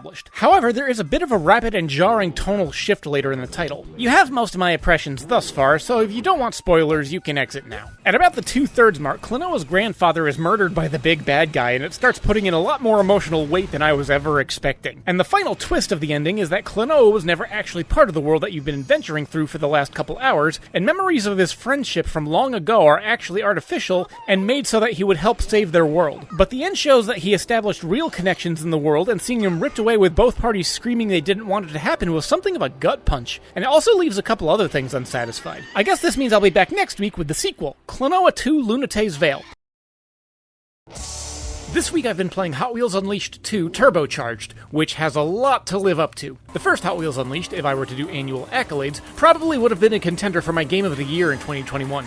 It even clawed its way into my top 25 favorite games ever. On that note, if you'd be all for me doing annual awards or ranking of games I've covered, then let me know. Hot Wheels Unleashed 1 was a straightforward and narrowly focused but mechanically solid arcade racer. A somewhat steady trickle of bonus content in the form of cars, racing environments, and a theoretically infinite stream of user-created tracks and multiplayer kept me coming back over and over to the point where I got skilled enough to being fairly absurd in my ability to break some tracks and resulted in me getting all achievements twice over, once on PlayStation, and again on Steam. Now, longtime viewers will recall that I don't tend to pay much attention to pre-rendered trailers, but I looked to the one for Unleashed 2 and saw that they were allegedly planning on increasing the kinds of vehicles to pick, as well as adding a jump thruster mechanic, which perked my interest at the possibilities if people continued to make tracks with no checkpoints. Oh, and Hasbro, please don't claim my video for the use of limited clips from the trailer. It's fair use, and you could do with not being a corporate dick blister for a day, hugs and kisses, but I digress. So, having now mainlined Hot Wheels Unleashed 2 for a few days, what can I say about it? Well, for starters, while subtly tweaked, the racing physics from the first Unleashed are largely unchanged and immediately familiar to anyone that's put in hours on the first game. Cars all have distinctive feels with how they handle, but one of the first major changes I came to terms with in Unleashed 2 is now that there's a wide array of vehicle classes with different behavioral characteristics. One of the easiest to explain is the off-road class. In the first Unleashed, all surfaces that your vehicle raced across handled pretty much the same, but in Unleashed 2, your car may behave differently depending on where on a track you're driving. Off-road class vehicles handle the most consistently between varying surfaces, while balanced or swift class vehicles might struggle on dirt, grass, or carpet. The class of vehicle is also good to keep in mind for the types of events that you decide to participate in. Drift class obviously excels in events where you navigate a course trying to negotiate turns as stylishly as possible, whereas rocket class are good for time trials and general speed. What if you want to knock your opponents around and disrupt other racers for an eliminator event? Well, the heavyweight class might be more your taste. Speaking of throwing your weight around, Unleashed 2 has expanded the capabilities of racers overall by including a boost mechanic other than the traditional nitro speed boost that returns from the first game. Now, depending on your button press, you can either thrust yourself sideways to knock into an opponent, or you could activate the earlier speculated vertical jump thruster. The jump is actually essential depending on the course, because while tracks might have previously been oriented so that your vehicle will catch air and have a safe landing area, now you may encounter a course that has a gap at the exact same elevation as the portion where your wheels would leave the road, or maybe there's an obstacle that has been placed to disrupt your forward momentum unless you hop over it. It took a hot minute for my brain to connect the necessary gears properly for me to instinctively start hopping over certain portions of track, but once I made the connection, it just added to the depth of fun that I was going to be having, and brought back fond memories of Speed Racer on the PS2, a tremendously underrated racing game in my opinion, but I digress. Now, as I speculated before, I saw the hop mechanic as being exploitable to break the game in new and fascinating ways, but the tracks included with the base package game have been far more intelligently crafted this time around, preventing the easily exploitable and abundant shortcuts that made the first game unwelcoming to newcomers on the multiplayer aspect. In fact, the jump mechanic seems to be thoroughly thought out, with a bit of an emphasis on dragging you back down to solid earth after you theoretically negotiated whatever obstacle may have prompted your jump in the first place. I tried experimenting with maintaining my height and pointing my vehicle skywards as I thrusted, but as I said, the jump seems to have been designed to keep itself from being exploited too heavily. That being said, if you can find a natural feature of the track to jump off of, you can pretty much get your car to fly as you would have been able to do in the first game. That being said, shortcuts and tracks are now much more deliberate and subtle. Having stampeded through the main campaign, I felt a lack of challenge in normal difficulty, but then I started to encounter the end-game time trials. Holy crap, these put me right back in my place. Not only did I have to hone my driving skills to maintain the perfect line, and anticipate all the hazards to utilize my boost with the utmost efficiency, but indeed you have to find shortcuts in order to beat some of these races against the clock, which requires abstract thinking and a heightened ability to break down environments and checkpoints in a way that will tremendously benefit you in multiplayer. This also means you have to find a small handful of cars that you can push to their absolute limits or that matches your tendencies and playstyle. Expanding the depth of ways to control your car even further, now when you upgrade your car, in addition to just stats that boost, you can incorporate certain characteristics in how your vehicle handles, or make strategic decisions in how much boost you want to acquire versus how much immediate benefit you'll see on the track. Of course, some of the upgrades are just a straight up better decision to have, such as the immunity to track hazards. Speaking of track hazards, I suppose that's a good way to jump into the story. Yes, Hot Wheels Unleashed 2 actually has a story campaign this time around, although, speaking quite frankly, there might as well not be. If you recall my review from the first Unleashed in 2021, I stated that I appreciate any attempt at a story campaign when it's well done.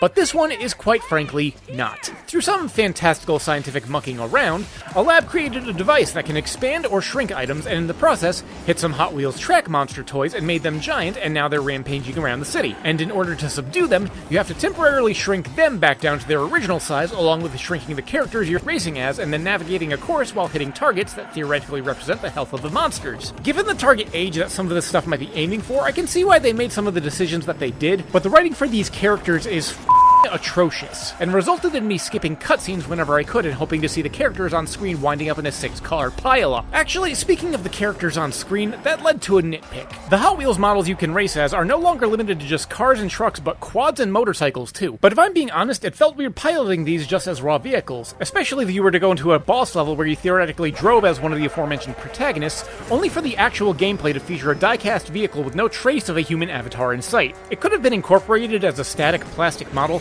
but at least it would have been something. Heck, you could have had the player customize a model to put in a vehicle or just add a bit of immersion or personalization, which I suppose allows me to transition to the livery editor, which has transitioned over from the first game. Between the track editor and the livery maker, there's been a bunch of quality of life improvements that make general use a fair degree easier. For one, the ability to generate stickers and be able to save them and utilize them on the design's whole cloth was such a relief to see implemented that I actually started making my own stuff a lot sooner than I would have done so previously. The track editor also incorporates every obstacle that was presented in the first game, for better or for worse, but also adds a whole mess of new obstacles and features that you can add to a track. I was genuinely impressed with the creativity that the community generated with the first Hot Wheels Unleashed, and seeing the tools and options added that widely expand what's possible makes me genuinely interested in what the community will create in future. Unfortunately, just as other players can make new interesting or incredible feats of track design, there's also a whole mess of individuals that cobble random elements together with zero thought and throw them out into the world to inflict pain on other racers. Which leads me to a direct request from Milestone. I understand the endeavor to try and build people up, but just as much as you have a vote up or favoriting system for tracks, you need to have another option to vote down or condemn to the lowest pits of hell. Also, why the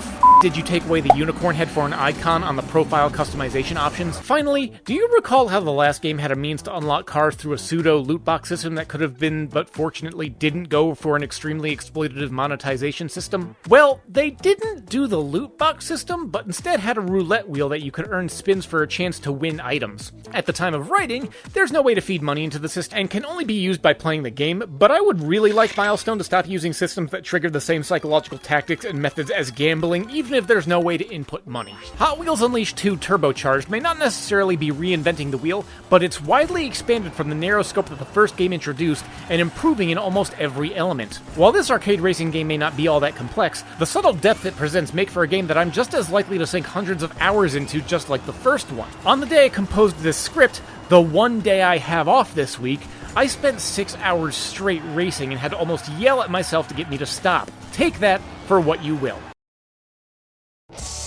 This week I've been playing Hellblade: Senua's Sacrifice. I've been finding that the last couple weeks have been good for games that I've had in my backlog and I've been very much wanting to try, with the original Half-Life and Spiritfarer serving as examples. Hellblade specifically occupied a portion of my brain ever since I got into a discussion with my friend Tyler. We were talking about games that we thought were significantly beautiful or important to experience, immediately followed by him giving me an edible that was far more powerful than I was prepared for, and I ended up passing out on a mutual friend's sofa for the next 14 hours. I was later informed that he felt guilty about that, so let me take this opportunity to respond to him and say that I think it's hilarious in hindsight and I would love to hang out again sometime. I would just recommend giving me a proper warning of dosages before I inhale whatever taste treat you put in front of me and then walk away, but I digress. Anyway, Tyler being an individual that I can respect given his professional experiences and perspective, I decided that Hellblade was something that I needed to put on my must-play bucket list, plus it came out on top of a recent community post that I made, so here we are. Hellblade follows the tale of Senua, a Norse female warrior who is established as being on a quest to save the soul of their lost lover in the opening sequence, and this introduction wonderfully establishes the tone that we're going to be immersed in for most of the runtime of your 6 to 8 hour playthrough. All the while that you're rowing, you're constantly being assailed by disembodied voices giving you countering messages or representing insidious doubts that one might experience.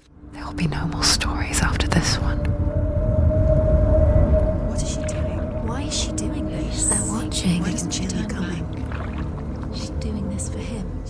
You see, Ninja Theory, the developers behind Hellblade, have gone on record as stating that they put a tremendous amount of effort into trying to portray mental illness in as accurate and even-handed a way as possible in order to facilitate a means of understanding for those that may not have experienced such conditions. With that in mind, I'm going to be avoiding too many spoilers because I'm treating this like other games that I think are incredibly valuable to experience for yourself. I say this to then relay that I feel like Hellblade was one of the most fascinating and engrossing experiences when it comes to exploring the character of Senua. In addition to the quest to save your lover's soul, Senua's journey also takes her through her past and illustrates all of her various struggles that she's encountered due to her state of mind and how others have interpreted her. After having seen all of it, I would say that Senua is one of the most tragic and inspiring characters that I have ever played as. Again, to say anything further I feel would be detrimental to anyone looking to experience this game, so I'm gonna shift the gameplay. When it comes down to it, I found that there were two main modes that the game separates itself into.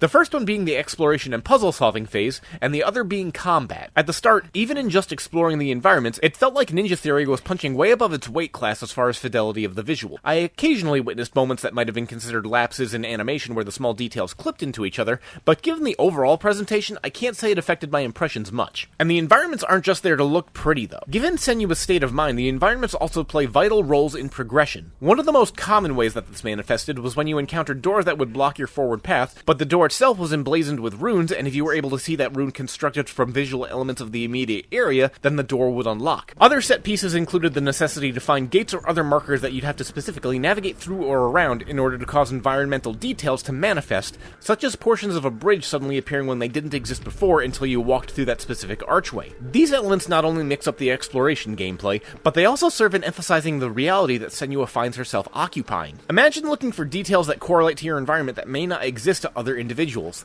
This might give you some insight to the notions of paranoia-induced hallucinations. But what about physical elements of the world that only appear after you've walked through certain gates? It may serve to illustrate the routines that those we might consider unwell and how it makes perfect sense in their mind. Even simply manipulating your perspective in order to make things come clearly into view exhibits a fascinating synchronization of gameplay, environment, and narrative. One element though that I'm of a far more mixed opinion though is combat. My first issue was the game's seeming lack of tutorialization. First combat experience was more of a fumbling to figure out the controls, and I didn't even know there was a block function until the first boss fight. That being said, once I finally did figure out the controls and mechanics of the combat, I found it rather intuitive and viscerally satisfying, at least in one-on-one fights or when facing small numbers of enemies. The combat doesn't lend itself well to large group brawls though. The way that the camera is zoomed in doesn't allow you to get a comprehensive view of the battlefield unless you back yourself into a corner. That being said, those voices that are constantly giving you the feeling of never being alone can at least give you some warning if you're being approached from behind. Nonetheless, the occasions where I found myself being overwhelmed were few and far between, which is good because the game had one more card up its sleeve. The first time you are defeated in combat, the game straight up tells you that Senua can only fall so many times before you're given a permanent game over state. This induced a fair amount of anxiety and pause for thought on my willingness to play early on,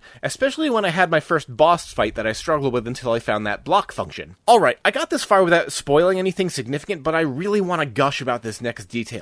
But it will absolutely hurt your experience if you are intending to play this yourself. Please, skip to the timestamp on screen in order to not be spoiled by this one detail. Commencing impassioned rant in 3, 2, 1. When Hellblade tells you that Senua can only get up so many times, and then you're greeted with the game over state if you exceed that limit and you have to start over, the game is lying to you. At first, one might question as to why they're doing it, but I feel it's a piece of genius on Ninja Theory's part to do this. In telling you this lie, it's not only giving you this erroneous perception of the world that you're finding yourself in, but it's giving you a sense of paranoia and anxiety that you would otherwise not be confronted with. It is a perfect illustration of the mental state that those with certain conditions find themselves in every moment of every day. While there are those of us that go about our lives unburdened with these insidious thoughts, there are those out there that genuinely believe that if they do not perform some specific action or carry themselves in a certain way, their existence in and of itself may cease to be. The paranoia of something seemingly inconsequential holding major consequences. It may only be a surface-level exploration of the thought processes of those who struggle, but in this exploration, it shattered perceptions of what I thought I knew and how other people see the world. Okay, I'm ceasing my rant and getting back to the substantive, non-spoilery game review now.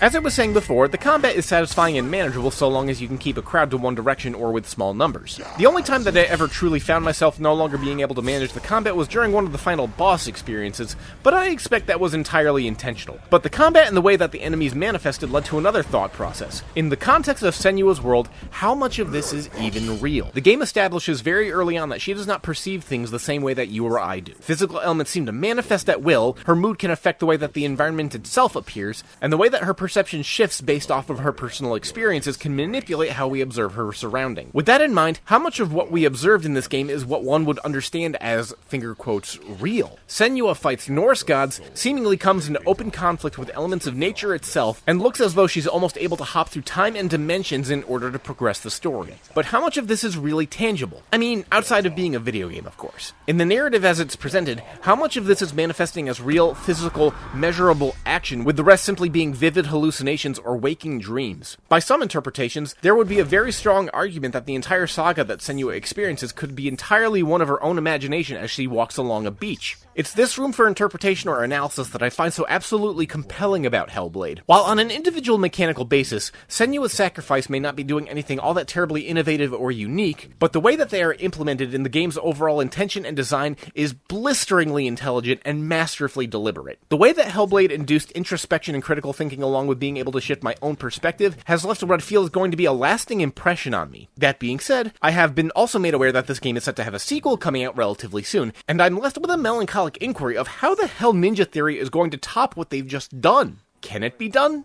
I hope so, but in the meantime, if this is the best that the franchise is getting, I will still have been immensely appreciative of the experience.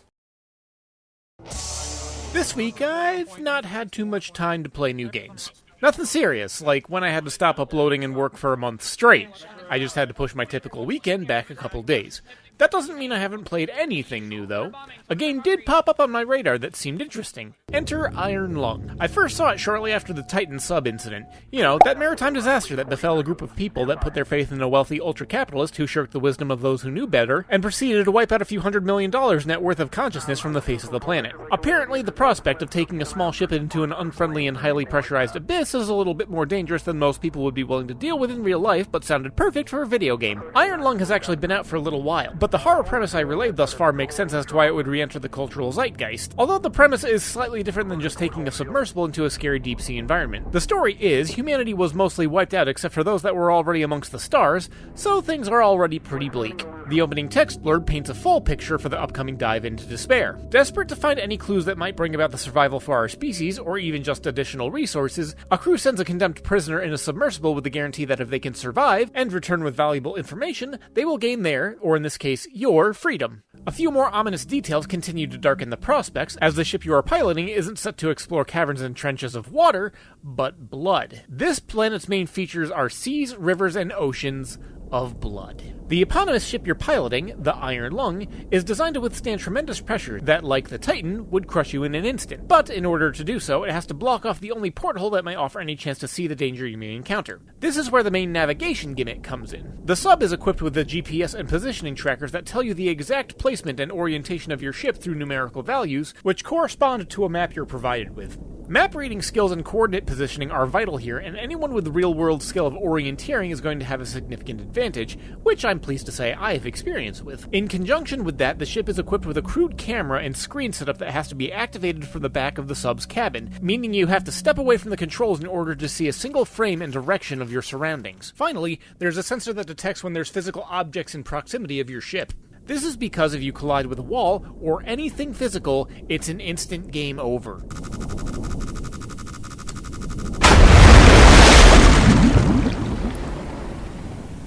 With these risk factors established, you must move about the map to photograph anomalies, which are the keys to your liberation. All these details come together in an experience that I found to be one of the most absorbing and stress-inducing adventures I've gone on in quite some time, which is even more impressive because beyond the infrared photos you take, you only ever see the inside of the sub, which is maybe 3 feet by 8 feet by 6 feet in space. This tin can, which nature and predators could do away with in a fraction of a second, surrounded by a sea of blood, which seems to be barely holding itself together and is the only thing keeping you from a grisly death, is the closest thing to a safe space that you're getting. While the visuals are contained to your lone capsule of life in a galaxy of uncaring hazards, the sound design is on point for continuing to set you on the edge. From the flowing of blood against your hull as you move at full speed ahead to the next map point, to the creaking of the superstructure as the hemoglobin sea presses in around you, to the chirping of the radar reminding you that you are inches from death as you squeeze through a narrow pass, and to the mysterious roar of some far-off behemoth giving you warning that you are at his mercy.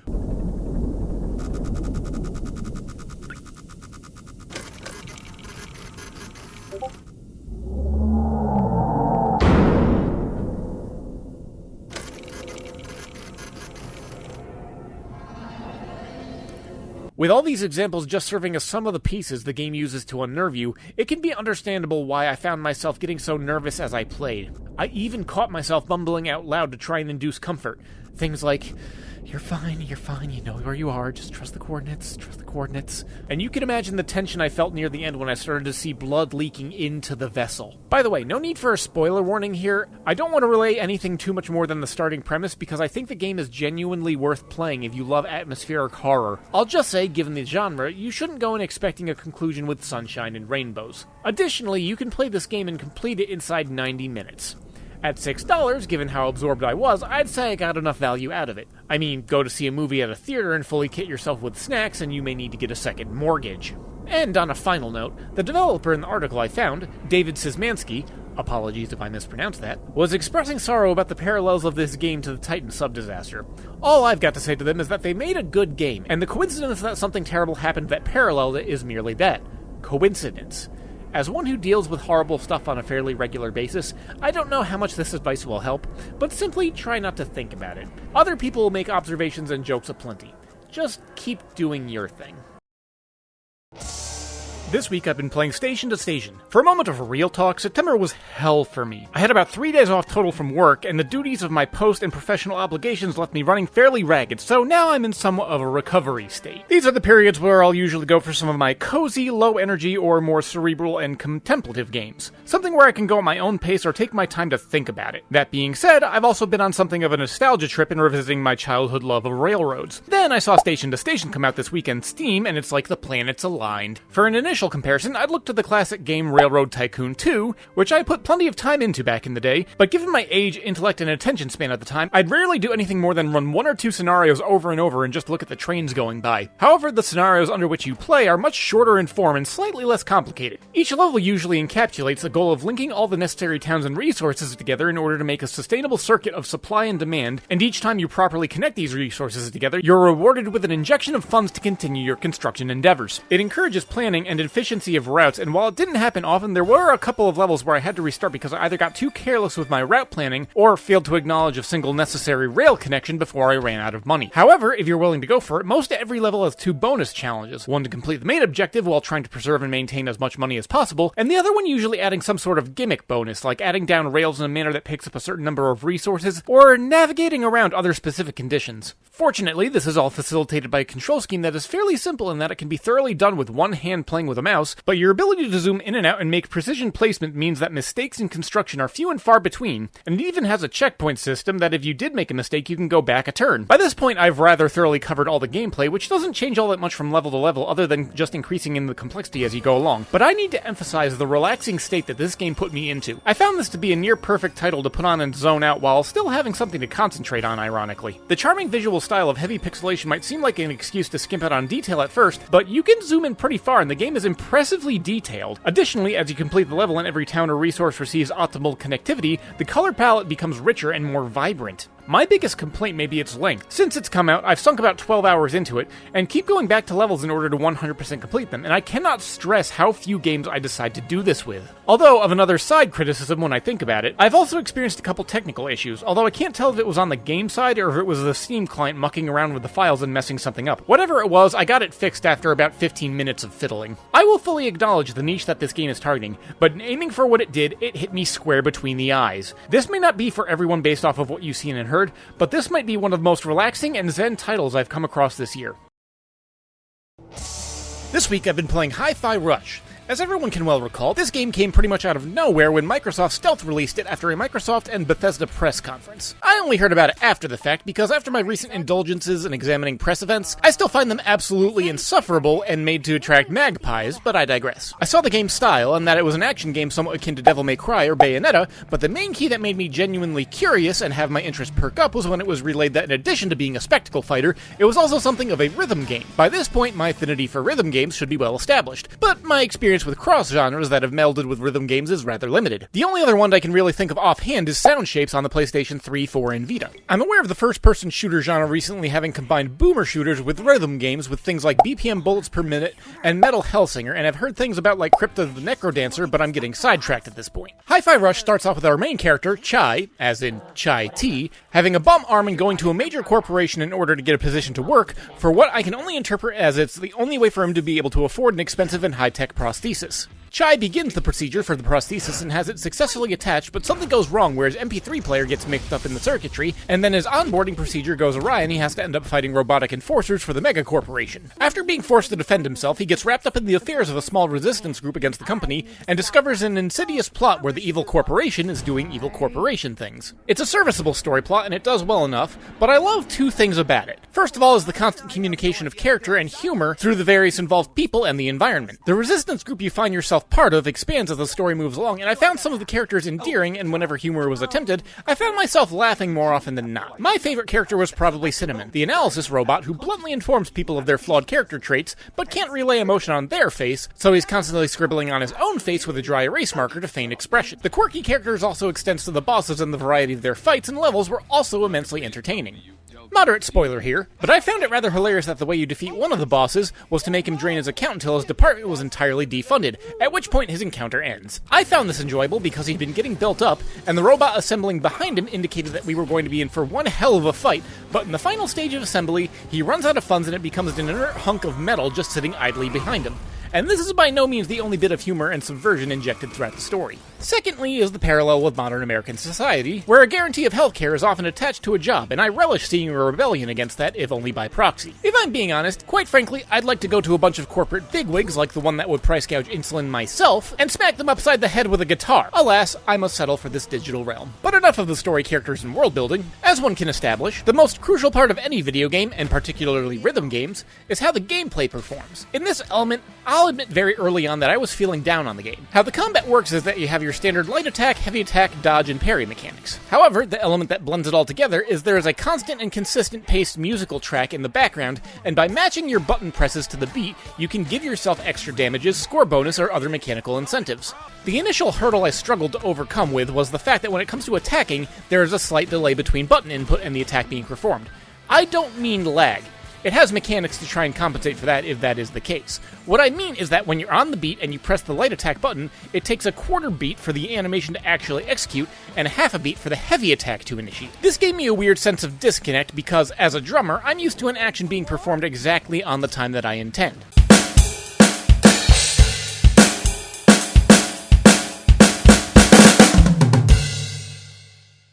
This also made things feel weirder when things like the parry or dodge mechanics do execute instantly instead of having to wait for the quarter or half count of the animation to finish going. However, after about 2 hours, something changed. My brain bridged the gap of the timing disconnect, and when that happened, the gameplay and feel entirely changed. I started looking forward to and relishing combat experiences because all the while, I would find my hands bopping while holding the controller and my foot tapping to the backing track while racking up combos, dodging between enemies, and chasing scores. If you keep your actions on time, you get damage bonuses on the enemies, and the audio and video feedback creates a sense of gratification that will drive you to seeking maximum satisfaction. Additionally, some of the characters you encounter and recruit in your resistance group eventually get the ability to assist you in combat with shield breaker or staggering abilities, and calling them in the middle of a combo and hearing their contributions to the underlying percussion beat that you're inflicting upon someone's face begins to create a violent symphony that many times you don't want to stop composing. Oftentimes, these allies become necessary for certain enemies, and this can lead to a minor criticism, where you do need to wait a couple seconds for their cooldown to end in order to move on with the individual fight. Some particular enemies can also be combated by having them initiate parry sequences, which can bring things to a grinding halt, but I never begrudged it too much, because the sense of satisfaction for successfully pulling off their timing was strangely good at mitigating any irritation experienced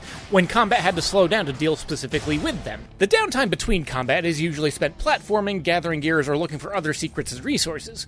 My chief complaint is that when you're not doing anything like initiating the dodge to accelerate yourself, akin to constantly dodge rolling or side jumping in The Legend of Zelda, then Chai's default movement speed feels kind of cumbersome and lumbering. Dodging and jumping are light and agile, so it feels weird by comparison. It could be due to the fact that he does his running animation with his steps maintaining the beat to the backing track, but this could have been somewhat mitigated by having a sprint function by the usual method of pressing L3 and have his steps go in double time for the sprint. Either that or the backing track could have changed to a more rapid punk rhythm, but again, I digress. I was initially feeling down on the between combat platforming and exploration, but in hindsight it did a good job of keeping the pacing varied enough in order to not get bored. At least too much. The exploration phase in between can feel a bit monotonous when you have to be scrambling around to gather gears and other resources to get your upgrades, which more often than not feel unnecessary. As with most games like Devil May Cry, you can unlock more varieties of combo, and you eventually become jaded to the various different moves you can pull, and simply go with one that you like to use. And given the satisfying audio and visual feedback, I felt little, if any, need to go beyond the base light attack in step with the rhythm. As a weird thing to mention though, while you do get all these bonuses for maintaining the beat, there is no absolute necessity for you to do so. You can just wail on the buttons and get through each combat scenario in a perfectly functional manner. However, personally, once I experienced the satisfaction of maintaining the timing and seeing the rewards manifest on screen, I don't think I could go back. And speaking of going back, I am definitely going to be playing this even after I'm done with this review, which these days is something of a rarity for me. I've been enjoying my time with this one so much that if anyone releases a physical copy of it, I'm going to snatch that up immediately. In case you couldn't tell, I'm loving this one. A guitar melody of pleasing visuals, a solid bassline of interesting characters, the powerful percussion of combat, and a belted singing of the almost perfect game feel. This is a performance you should not miss. This week I've been playing Cult of the Lamb. For the sake of disclosure, as we move deeper into the month of spooky things, given time and professional obligations, I'm not certain I'm going to be able to do a Halloween special this year, but I figured I'd at the very least cover a game or two with some insidious or scary tones or themes. Cult of the Lamb just so happened to pop up because I received my physical copy from Special Reserve Games, a limited edition that comes with all the DLC on the cartridge. This is another game that I was anticipating to a certain degree because I have a strong affinity for games with dissonant elements that work in a rather cohesive way. What I mean by this is Cult of the Lamb has an incredibly cutesy visual style that overlays gameplay in context that is decidedly dark or up, which I think you'll see illustrated as the review moves on. The game starts with your character being led to a sacrificial altar and murdered to fulfill a prophecy of 4 eldritch gods. Upon being sacrificed, a 5th god intercepts the passage of your spirit into the afterlife, grants you otherworldly powers, and designates the task of starting a cult to gain more power and destroying the 4 gods who decided your existence in and of itself was a sin. With the story introduction out of the way, you're introduced to the 2 primary gameplay loops. One is a roguelike dungeon brawler where you can navigate and gain resources, followers, and experience, and then a vaguely Animal Crossing-esque village management sim where you endeavor to care for and maintain happiness or obedience of the cult members you gather. Initially, I think these 2 juxtaposing game modes mesh well. While both are necessary to complete the game, they complement each other by having different levels of concentration and interaction. Let's say you just completed a dungeon run that you won by the skin of your teeth. You can then spend the resources you acquired to improve your commune and take some side quests from your enrolled cult members. You can also visit other areas on the local map where you can engage in a dice gambling minigame, and of course what game with a village management mechanic would be complete without fishing? On the other hand, if you are getting a bit overwhelmed or irritated by the village and an onslaught of negative effects or annoying requests, you can retreat to the nearby dungeons to blow off steam.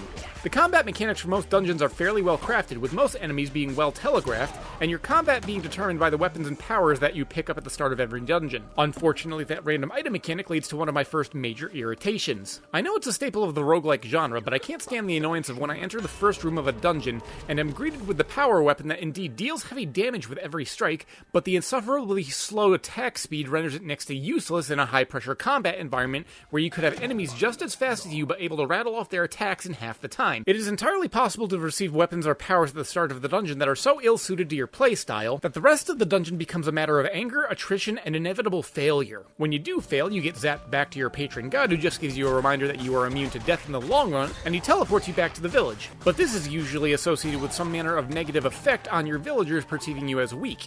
It's not a guarantee every time, but the frustration is notable. It's worth pointing out that as you progress and get more powerful, you can get power-ups or bonuses that mitigate these circumstances, but don't necessarily eliminate them. Oh, and I did have a few performance issues. Given that it's cartridge-based, the load screen seemed a bit long at times. I couldn't help but feel I was experiencing stuttering issues on transition screens or cutscenes, and I did have at least one crash out to the main menu so far. Now, for most of the rest of the review, my primary criticisms, commentary, or thoughts are going to be explicitly personal, and this is due to a lot of factors in my own life and modern social matters to which I maintain awareness. To preface that, I have to go back and discuss the tone and story some more, and some ways in which it ties back to gameplay. As I mentioned at the start, I am very much a fan of cutesy visuals tied to dark themes and actions, and have a strong affinity to pitch-black humor, and that is very much present in Cult of the Lamb. Taking a lot of the scenarios from the game out of context, or even completely keeping them within the context in which they happen, it is decidedly f***ed up. Are you having trouble maintaining enough of a food supply for your worshippers, and there's one particular member who has been blaspheming against you? Solve both problems with some cannibalism. Are you in need of a stat boost, sacrifice one of your villagers to level up, and because they are becoming part of you, everyone else gains more loyalty towards you. These are but a few of many decisions you can make in the village cult management aspect, under which the style and absurdity in which it's presented, I won't deny there's a certain degree of amusement. On the other hand, especially with a few modern tendencies of personality cults becoming prevalent, and individuals using their religious beliefs to persecute others, every so often while I was playing, I was reminded of these affairs and was made somewhat uncomfortable because I'm effectively playing the leader of one of these groups, even in a fictitious and again absurd matter. To reiterate, an entirely personal quibble, but at the end of the day, I'm still playing this game because in spite of the annoyances, none of them are enough of a deal breaker to stop me from coming back, which I guess means you can take away that Cult of the Lamb is actually pretty good. This week I've been playing Spiritfarer. Before I get too deep into the meat and potatoes of this game, I want to level with all of you. I'm about to list all the games that have ever made me cry in some way or another. One that I've mentioned before is Journey by That Game Company. This is primarily due to the relationships that I build with random people I encounter on my way through. Another one is Final Fantasy X, with my original playthrough on the PS2 back in the day. That's partly because Final Fantasy X was one of the first games that made me realize games could be more than just an amusing time waster, and I got way invested into the characters and story. I also remember crying at Pokemon Blue, but I'm pretty sure that's more because I corrupted my data by using GameShark codes back in the day, so I'm not sure that one counts. I say all of this to preface the following. While I say these games made me cry, it was usually little more than me getting a bit emotional and a tear coming to my eye. Spiritfarer, by comparison, flat out made me sob. Like, tears streaming down my face, sharpened breathing, and being left a devastated emotional husk on my couch. Alright, with that opener out of the way, let's backtrack to the nuts and bolts of how cartoony graphics and button presses reduced me to a state of audible despondency. The game starts with the main character, Stella, being designated as the eponymous Spiritfarer, a guardian who's tasked with sailing through the sea between worlds, finding souls that have been scattered amongst various islands, and acting as their caregiver until the time comes for you to bring them to the final gate and they complete their journey to the other side. As mentioned before, you care for the subjects you find, and this entails providing them with food and shelter, all of which you have to gather the resources for and construct yourself. As you come across more spirits in your travels, you gain wider access to resources, with each spirit coming with their own minigame and item to gather from it. Yep, it's essentially another cozy crafting game. Those spirit-associated minigames are probably the most intense that Spiritfarer ever gets, and I feel it's important to stress the mindset that the game is trying to encourage, which I came across after a while. Spiritfarer doesn't lend itself well to the notion of quick progression. True to the vein of cozy crafting games, it wants you to take your time and let go of the notion of needing to progress as fast as possible. If you don't adapt to that mindset, then at the very best you're going to become frequently irritated. You'll see the next essential building or item that you need to craft, and then you'll realize you don't have the essential materials, so you'll need to travel all the way across the map or pull open the wiki to see if the resource is even available to you yet. However, if you can adapt to that mindset, then you come across the odd paradox of sometimes feeling like the game is still moving too fast from a narrative aspect. You see, the spirits that you care for are not blank slates or lacking personality. Most are fairly fleshed out and thoroughly well written, with their own flaws, individual character arcs, and even tiny details such as favorite foods and furnishing requests. And as you go through your quests and continue to speak with them, you'll learn about their lives and struggles. Spoilers ahead, there's about a dozen spirits for you to meet and guide to their final resting spot, but I'm only going to give spoilers for what are likely the first two that an individual would complete on their own playthrough. This is with the hope that you will play this game for yourself if any facet piques your interest. The spirits you encounter on your journey are not randos or strangers. For instance, a friend who lived a life of luxury but seemingly had parents who failed to spread that richness to the relationship with their own daughter. Or the elderly neighbor that took on a grandmotherly role, but just as in life, the end of their journey sees them retreating into distant memories and beginning to lose grasp on the world and people currently around them. And not only are you building relationships and gathering resources with each of these party members, but they teach you skills to refine items that you would use further down the line, thus giving you another layer of attachment to everything you do farther in the game. For instance, going back to that friend with the troubled home life, they retreated into clothes making and fashion as a means of expression, and they teach you how to construct fabrics for use on the ship. And as you say goodbye to each character, their dwelling and individual refining processes remain, turning your entire ship into a floating memorial, laced with memories from the pleasant to the painful. With all that explanation, I hope it's revealed to you as to why this game reduced me to a blubbering mess. As I continue my playthrough, I can't help but feel like Spiritfarer is going to break into the list of the most esteemed titles I've ever played. It's not exactly a game you play for fun, but a game you play to feel. To linger on the thoughts of the temporary nature of everything, and to cherish those you love, and even come to appreciate the things that irritated from those that you can't visit anymore. Even as I write this script, I find myself welling up as I'm reminded of my own relationships that get drawn to the surface because of this game. I'll decline to end this video in my usual way, just because I think this game deserves reflection and attention in its own right.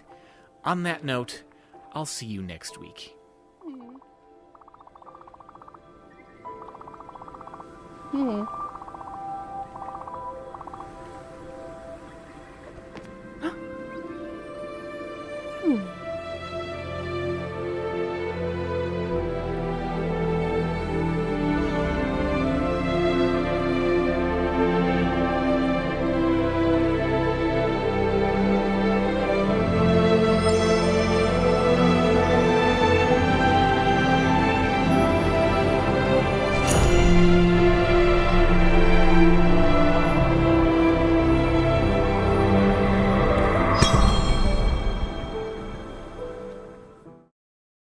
Hey, thanks for sticking around if you watched the whole video. As is the case with last year, I'm going to take the month of January off in order to take a rest and maintain my mental health. But if things go correctly, I should be back in the first week of February, if not a little bit sooner. I may have one or two things prepared before then.